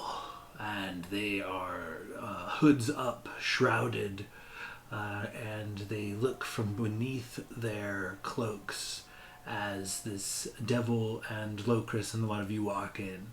The devil gestures to the stool. Take a seat there. We'll be with you in a moment. And he walks around this yurt, this kind of circular room, and lining the walls are all these devils. And as he walks around to each of them, he holds his hand out. And each devil hands him a satchel that jingles. Ting, ting, ting, ting. And he is just, you can see it over, by the time he makes it to the end of the room, you see that it is overflowing with satchels of soul coins. He has easily collected thousands of them from this, probably 20 or 25 hooded demons. Now, Blade, or anyone who can speak Infernal, Blade, you're part of this since that tongue spell. These like goat men are kind of like, oh my god, he did it. They're like excited that this demon has delivered some sort of promise or deal for these demons. And he says, all right, any last words, mortal? And he lights a very big cigar with a flame from his finger. Takes a big deep drag and puffs. The big puff of smoke almost fills the entire room. What do you say, mortal? Any last words?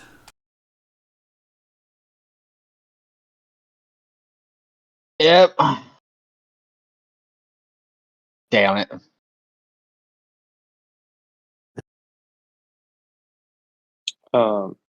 I can also speak Infernal, so I guess I hear the creepy goat people. Yeah, they are definitely surprised that this demon has delivered. So he told us to stand at like the entrance to the yurt. He said you could stand in the doorway and like watch, but he doesn't want you in the yurt just in case you interfere. How like is this a big yurt, or like is it like 5 feet from the entrance to where they're standing, 10 feet, something like that? Sorry, say that one more time. How far is like the entrance? How big is this yurt? Like how much ground do I have to cover to get from the entrance to Locris? Oh, it's a decent size, but it's not super big. I'd say probably 20 feet from the door to the center of the room, and that's where Locris is. All right, so like Glader's kind of like kneeling down in like a ready, like not quite like the sprinter stance, but like he's like you know getting low and like ready to run because he has. I mean, Revivify. It's touch a creature that's died within the last minute, so he's not trying to waste any time. So like the moment he sees Locris go down in this macabre ritual finishes, he's bolting in. So yeah, I'm prepping my action to sprint forward and cast Revivify the moment I see like Locris drop to the dead. He's dropped to the ground. He's dead. Deal is done. Glader's dead sprint forward, touching Locris and casting Revivify. Okay, sounds good. You prep up, for the gruesomeness to come, and it all starts with the demon kind of stepping forward, and he draws a small blade from his belt, and he makes a slight gash across. Obviously, they would ask you to remove like your armor and stuff, Chris. Oh yeah, I fully expected all that. Okay, so as he kind of approaches, he makes just a simple cut across Locris's chest. I mean, it looks like it hurts. It definitely hurts a bit, but it's not like the most mortal of wounds. It's not even the worst wound you've ever had in battle. But he makes this slight cut and walks over and hands the dagger to one of the goatmen. And he looks at the blade and looks at the fresh blood, and he sheds his cloak, as do all the others.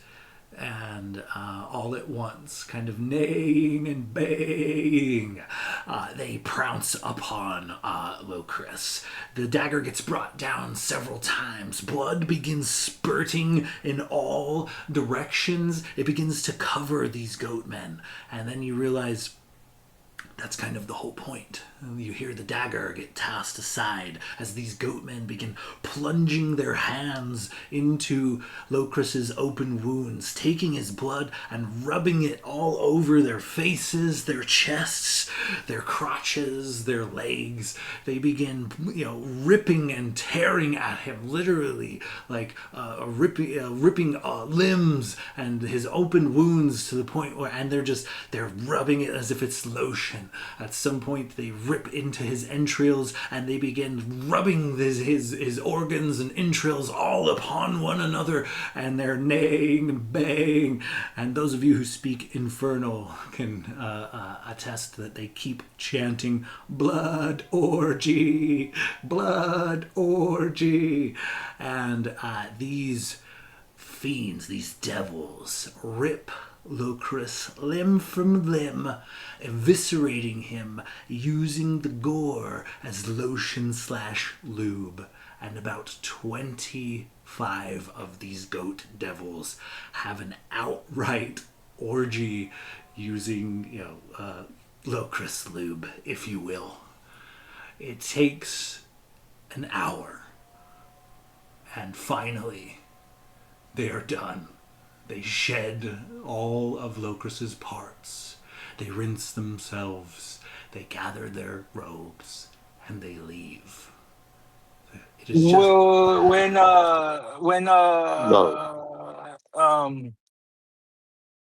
let me ask a question here. Did we get the soul coins already? no.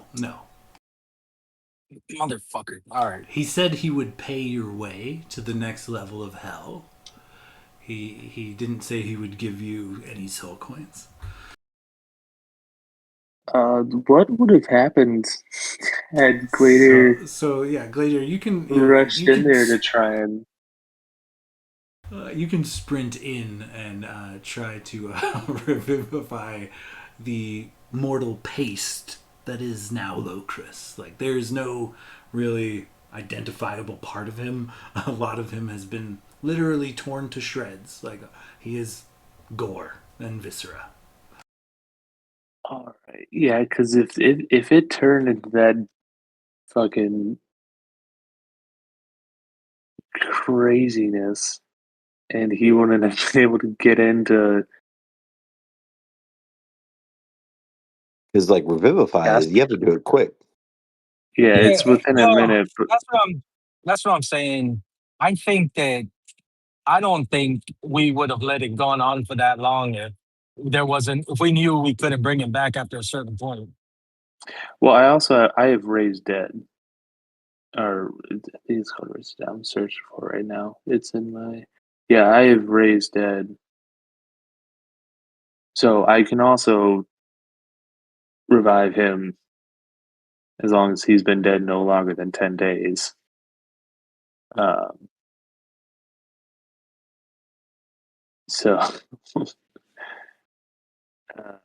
I'm gonna Does say that count as like straight up reviving him, or does that basically just turn him into like a zombie No, that you no, vaguely have control I was gonna of? say paladins don't usually no. make zombies, but Yeah, no, raise dead is revivify with you just have it like revivify, they have to be dead no more than a minute and you can revive them. Raise dead, they can be dead for up to 10 days and I can You have a revive Like, them full to 10 blown days. resurrection spell, basically.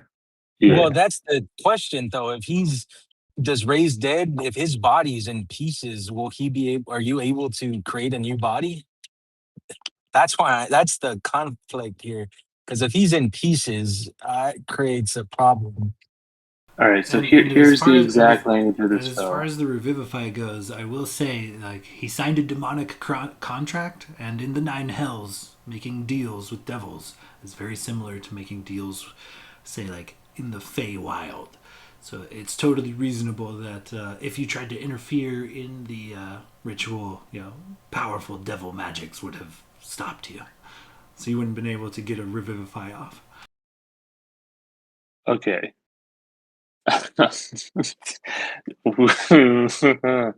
um, I'm in the whole thing too, so I can't help. You were in the orgy um, with them? I slipped in. so all right. Locust would have been Here's spamming healing word the whole time. how this is gonna be up to you, Sean. So the language of the spell, raise dead, which is one of two spells I have to raise dead. Uh, with a touch, you revive a dead creature if it has been dead no longer than 10 days and it wasn't undead when it died, which qualifies here. The creature returns to life with 1 hit point. The spell also neutralizes any poisons that affected the creature at the time of death. This spell closes all mortal wounds, but it doesn't restore missing body parts. If the creature is lacking body parts or organs integral for its survival, its head for instance, the spell automatically fails. Coming back from the dead is an ordeal. The target takes a -4 penalty to D20 tests. Every time the target finishes a long rest, the penalty is reduced by 1 until it becomes 0. So this is the important part. Closes all mortal wounds, but doesn't restore missing body parts. If the creature is lacking body parts or integral organs for its survival, the spell automatically fails. So how fucked up is his body? I'm gonna say It's massively fucked up. Like I said, just viscera and gore, but it's all there. Like they cleaned themselves thoroughly before they left after their ordeal. So you have all can you of the just body parts, and I will say, push it all back in? yeah, you have them. He's not missing any. You're not regrowing limbs. They're Okay. there, but you are repairing them from the most mortal wound humanly possible. Okay, so I guess Glader gagging and holding back vomit, puts his like intestines back into his fucking abdomen and make sure all the oh god. Yeah, make sure like everything is pushed back in. And then he will cast Raise Dead. It's a 5th level spell. It's my 1/5 level spell slot. Um consumes 1 500 GP diamond, which I have like 3,000 gold worth of diamonds. Okay, perfect. So yeah, Can I so he will. counterspell that? So yeah, after you kind of scoop what is Cast disintegrate on its intestines. as you kind of scoop what Lucas's remains into like one pile and cast the spell. How does the spell manifest? How do you think this brings him back? Tell me how this Yeah, spell so looks in your eyes. after Glitter kind of like chokes back, some bile. I mean, he has some time now that he's using this different spell. He'll light a few candles in a circle around Locust's body. Probably draw out in the. Is it like a dirt floor or is it like wood? It's definitely dirt. All right, yeah. So he'll like take his sword and in a circle around Locust's body, he'll draw out a sun pattern surrounding his body for Palor, and then kind of kneel down uh, behind Locust's head and kind of like cradle the back of his. I'm hoping his head is still there. He kind of cradles the back of his head and he just starts praying, and then golden light starts building up from his chest and moves down and then through Locris until it's like a blinding golden light that just kind of like fills this yurt, and it just slowly like stitches his body back together. That slow creeping of the flesh reforming, and I think it takes. Oh shit! I forgot about this part. Casting time is an hour. So yeah, Whoa. Glader's kneeling there for a full hour, casting this spell as Locris's body is slowly knitting itself back together. All right. Locris, as you are slowly stitched back together, forced back into consciousness, you come to, heavy breathing, with a single hit point, and though you have returned to your mortal form, it's not without consequence. Not only is there a bit of a negative on your next couple of rolls for dying, but you come back and you are absolutely riddled head to toe with scars. You have scars on your face, you have scars on your neck, your chest, your back, your arms, the back of your hands, your legs, your feet, your tail. You have scars everywhere. It looks like you just got put through a blender. You return to life, but you are beat to fuck. Upon waking, looking up in Gladier's eyes, Lucas will just say, "Your mom says hi." Damn.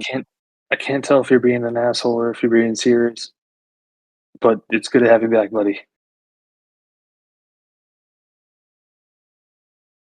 It fucking hurt. I need a bed. Logos is gonna hit Locris with a because that was pretty awful to watch. I'm gonna hit him with an 8th level heal. You're automatically uh 90 hit points. There's no rolling, you just get 90. Damn, nice spell. Nice. How does that Nice. manifest? What does that look like when you hit Locris with it? I'd imagine Logos and Locris kind of have a big brother, little brother vibe, and seeing that was pretty awful. So you would have seen like even in the hells, like you would have seen like the glowing green like nature vibes kind of lead whatever's there, just kind of have that glowing essence about him and just kind of fucking give him some damn rest. Jesus Christ, that was awful. Ah, I'm glad you're back, Mokris. Hopefully this helps a little. Should we pop a mansion or something? I mean, Lucas, you probably need some rest, right? Yes, I would like a very, very long nap and a hot Before we do bath. that, Locris, you did your part. We need to make sure this guy does his, or we might get a little. See how he fucking likes being torn to shreds. Jesus Christ. And Glader would kind of like help Locris to his feet, trying to like steady him. He put his arm over his shoulder if he needs it to help him walk. Yeah, your allies kind of help you to your feet. Your gear is left safely off in one spot, so you kind of have to redon like your armor and all that. I'm also going to drink a greater potion of healing. Save your potion. I'll do lay on hands. Uh, you're probably pretty bad still, even with the 90. Yeah, I'm down 103 still. Okay, I'll do. Where is it actually? I have. I'll do another 60. Lay on hands. That works. That'll allow me to move around. All right, as golden light kind of shoots from your hands and heals more of Locris's wounds. You guys have a moment here in this yurt alone. Tell me how you proceed. Now, where are those coins before I fuck you with your blood? Jesus Christ. There is just you and your party in the yurt. Oh, I'm a little scared to sleep next to Blade now. Before I fuck you with your blood. Good.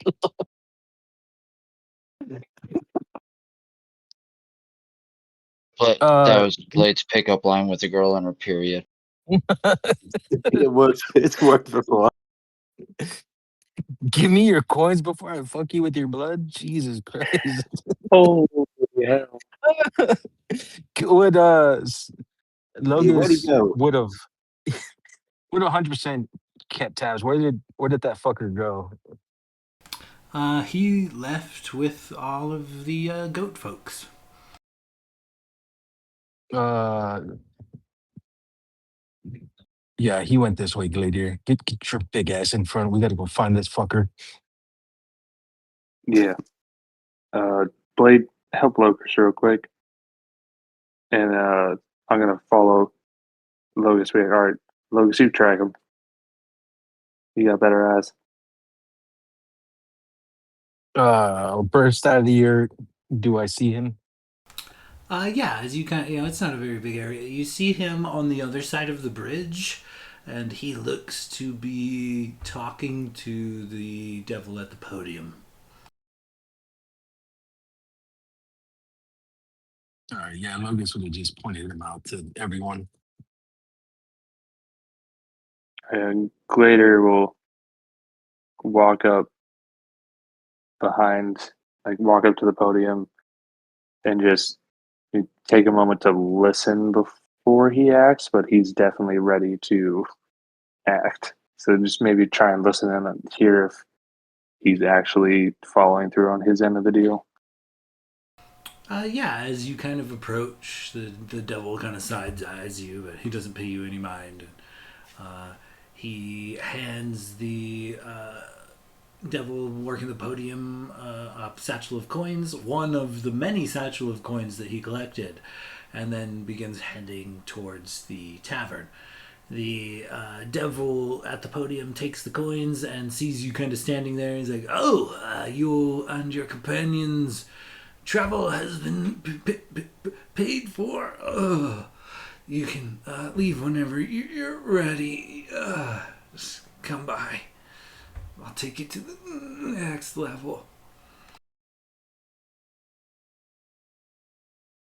Oh, well, that's good. That's good. We can cash that in, whatever. We don't have to leave right now. Whenever you want. That guy, he points to the demon that's lumbering towards the tavern. He paid your way. One ticket, 5 mortals. Oh, okay. Well, that's good news. I'm just gonna confer with my associates, and we will be right back. Just turns Okay, and I'll I'm I'll assuming be everyone's like here. right behind me. Yeah. Uh, yeah. So we're good to go whenever.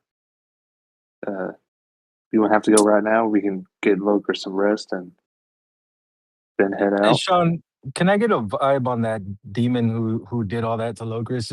In is does he seem pretty powerful in compared to the ones that we fought, or is he just a regular like kind of demon? I'll say give me an insight check.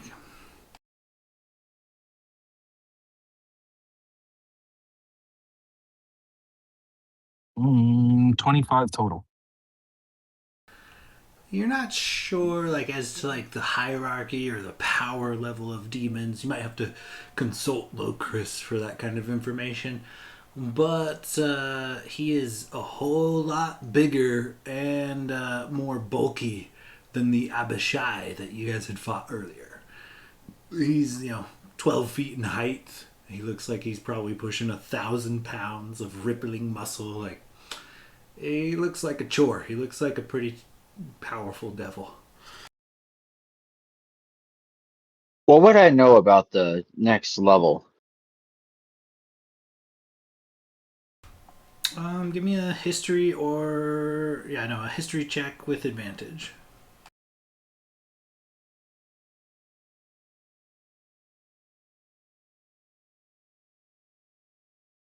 Um, the -4 pretty much wipes out my modifier, so 17. I'll say with a 17, there is a kind of each layer of the hells is kind of like themed almost for like not only the demon's powers there, but also like the type of people that are punished. As you kind of look around, not only is this lust, but it's also kind of you see different kinds of lusts in this area. Like you see people eating fruit that just never stop eating fruit, like gorging themselves. Almost like gluttony as well, and like lust and gluttony have kind of combined to this theme. That adjacent to this level of hell, the next one is also kind of tied with gluttony, but it's tied with gluttony and greed.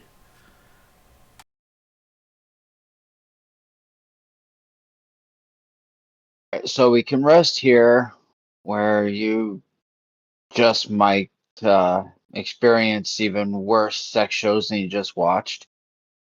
I'm not sure how Blade and Logos are feeling.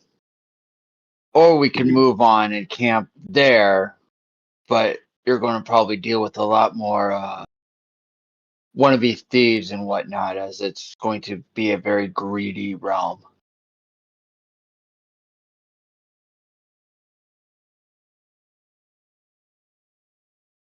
Well, I was gonna ask you, Logris. I'll leave it to you since you were wronged. I was thinking, five of us probably get a little payback against that demon. I was thinking maybe I could polymorph him, keep him in a jar until we can get him alone and bathe in his blood. Oh, I got to use for his blood. As disturbing as that all was, technically I was not wronged. He said it'd be dead in a very gruesome and violent way, and that's definitely a violating, gruesome, and terrible way.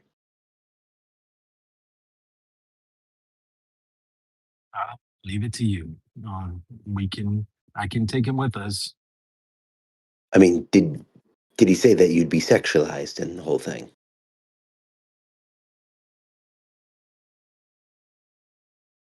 Nope, that wasn't on the agenda.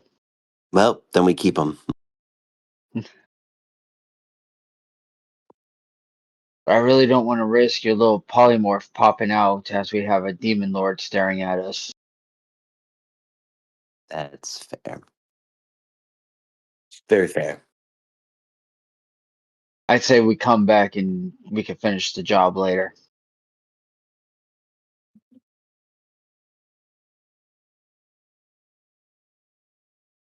All right. I think we should rest here and then move on since you kind of have to go looking for trouble here. No one really bothers you.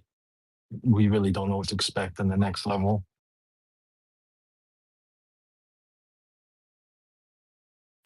I can see Yeah, I that. think it's probably a good idea to get our rest in while we can.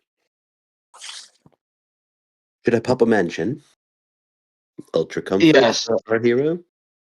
I would be afraid of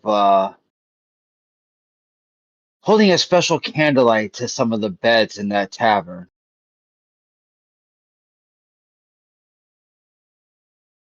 Maybe I can recruit a friend or two to come, We don't want the whole town, but You don't have to act like I'm not here. I mean, we've had a profession going before. I can get back into it, I suppose.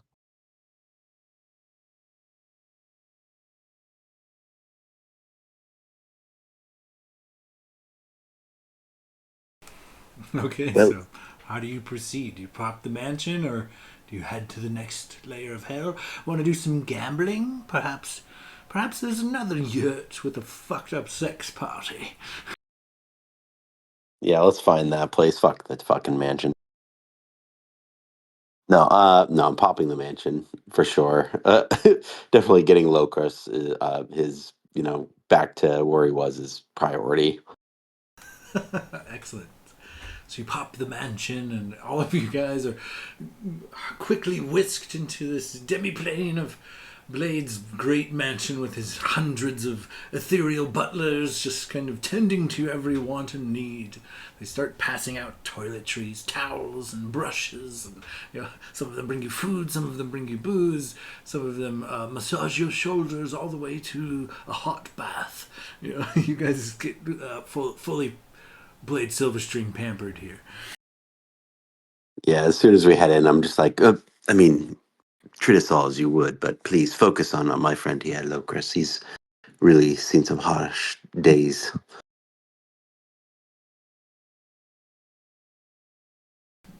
And they obey.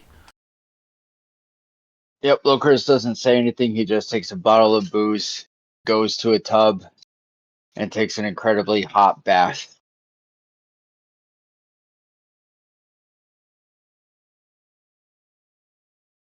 All right, as the lot of you I had kind a of question. go ahead. Does Locust, do you like those scars, or would you like me to help get rid of them? At this point, Locris isn't even thinking about the scars. He's just checked out. Traumatized AF. Well, I before the night ends, Logus would have, I don't know, maybe regenerate or even greater restoration to help get rid of those scars.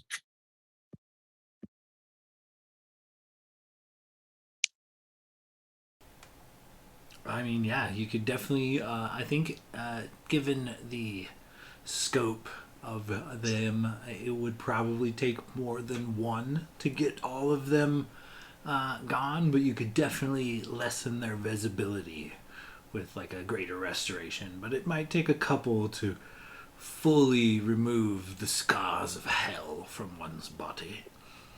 That's fine. I'm with Later, you. I, later I would can help also too. toss them. I have greater resto. Yeah, I think all three. I have greater restoration too. I think all three of us would probably just sit down while he's taking a bath and getting drunk and try and get rid of those scars. Which part are you touching? We're all just rubbing Loki. And I would have made a hero piece for him, and Lydia, keep your hands off. These hands are much too cold. I'm I literally breathe fire. My hands are not cold. No, they're yeah, ice. no, Chris. I don't know if you have scars on your genitals, but I do have to touch to get rid of them. It's just up to Oh, you. I saw. I think I did see it. There could be a scar. yeah, I can just Locris. So is restoration a? Yeah. Let's see how Locris would react. Heads here, he's so zoned out that he doesn't notice. Tails, he's so traumatized. You go anywhere near there, he's already got a blade at your throat. Hold him down, Gladia. We'll get him. God, that's horrible. It's the worst thing to do to a Heads. traumatized person. Hold his arms, lady. I'm gonna cup the gonads. No. Heads. He's zoned out, so he doesn't notice anything going on. Alright, so as you guys kind of make your way into Locris's room, though he's taken a bath and had several ethereal butlers kind of attending to his needs, you guys kind of burn some greater restoration potions to restore his former look, so he doesn't look like he was put through a blender. But just enough scarring so he still looks really badass, more than he was. Yeah, we'll leave like if there's like one scar over like his eyebrow, like that classic adventurer scar, we'll leave like that and stuff like that. Yeah, so he looks cool. But like Blade said, severe mutilating ones, maybe we'll get rid of those. Okay, yeah. You leave him like a cool, like almost like Harry Potter scar over one eye. I'll It cast actually goes with- modify memory so he doesn't remember it at all. Instead of a lightning Properly. bolt, can it look like a penis? It feels more appropriate. Yes. Your I'm not the friends DM, check but I that say fuck out yes. from trauma, and you're like drawing dicks on his face with the Sharpie.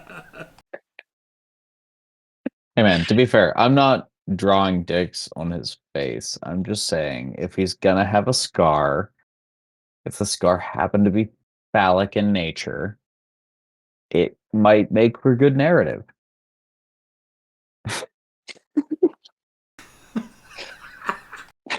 I'm sorry. You turned him into fuck butter, and then you put a dick on his forehead. What I did think it you looks pretty good. God, that's funny. I'm sorry. It was making me laugh way too hard. I'm just never heard the trying to term get him to see fuck eye to eye, butter man, before. and it hasn't worked so far. So if we put a dick on his face, maybe he'll see eye to eye with the dick, and like it's a whole thing. To chime in with Gladier, though, do they? I'm gonna probably look to see if there is fuck butter in this town. Oh, probably. I mean, it's your magical mansion. There's probably something somewhere. Right. Please, fuck butter, please. Okay, so Butler just pops up holding a yeah. Again, sir.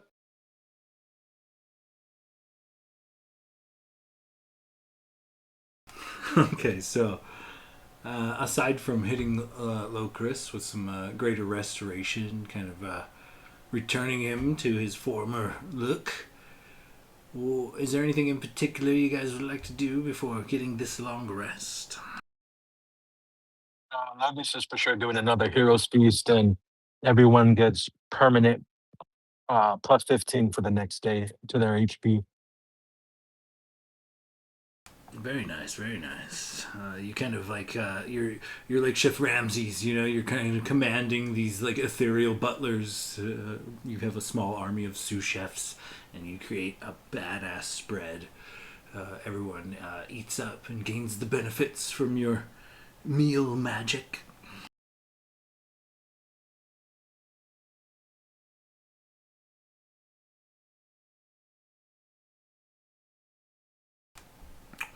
All right, and I think with that, you guys kind of find sleep, rest finds you, and that is probably a good spot to bookmark our tale for the time, fellas.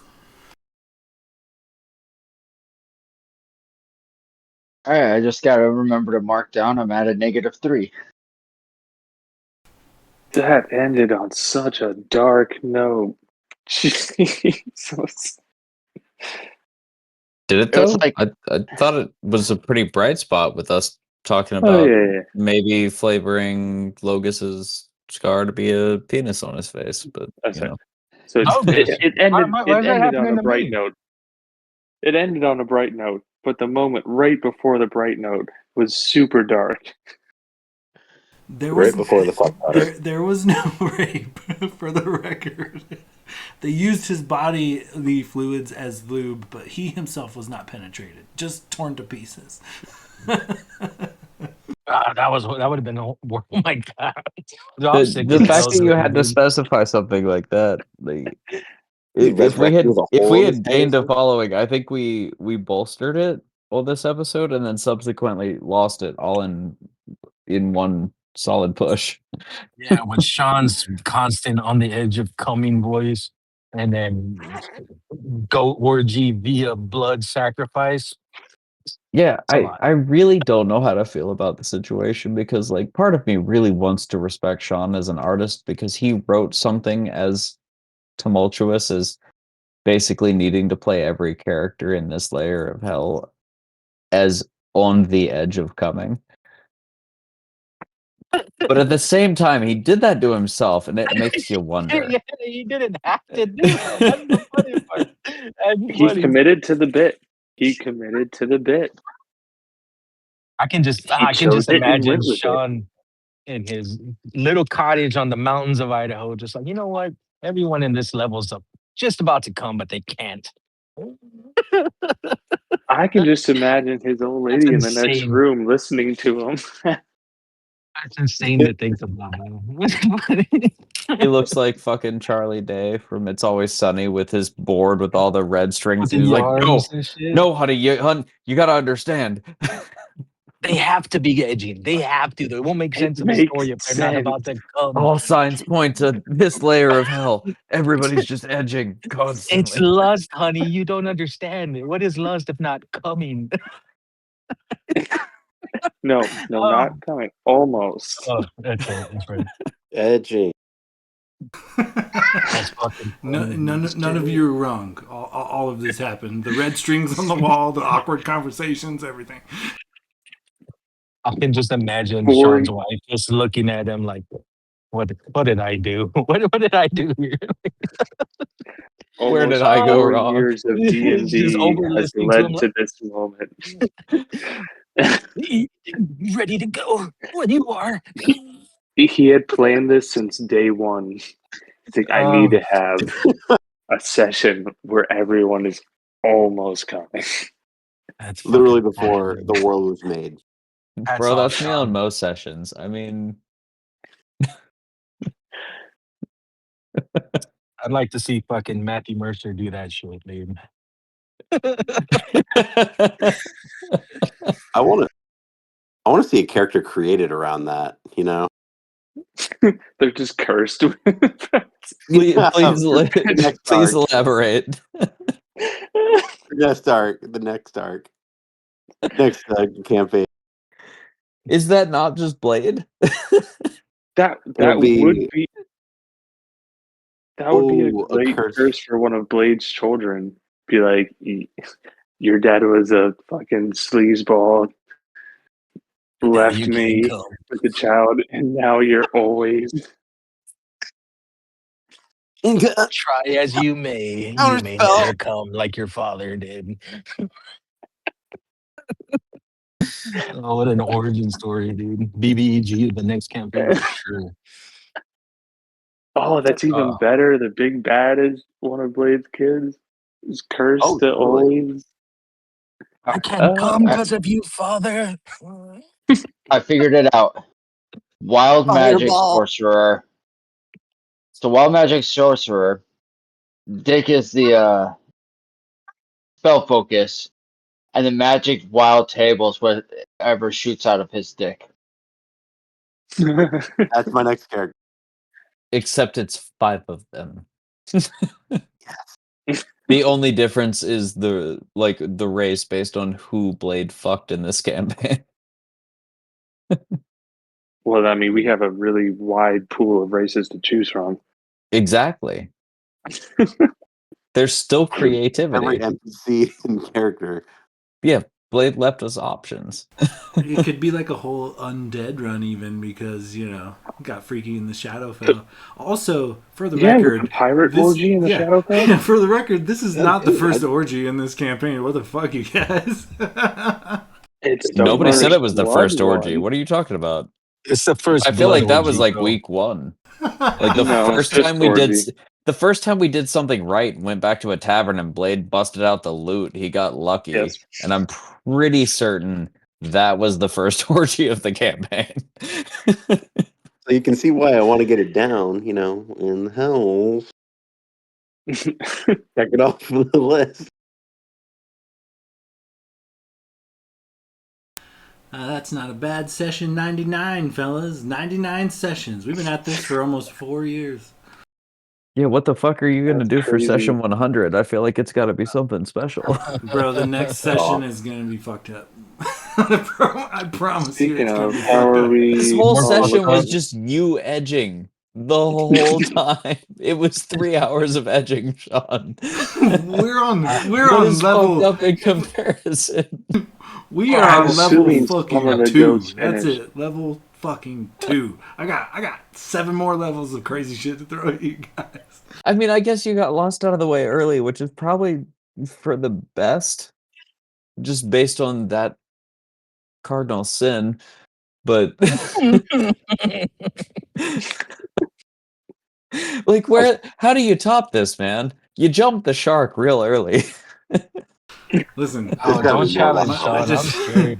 I just drink wine and smoke a little bit of weed and read fucked up books like Dante's Inferno, and it just comes to me, bro. Yeah, keyword comes. No one comes in this 2 story, on Sean. around, you get it. It comes on me. Oh, God. All right, guys. I gotta get out of here. Pick up some fuck butter on my way home. All right, guys, keep in touch, man. We'll do Have a this good crazy one. thing again soon. Oh, I love you guys.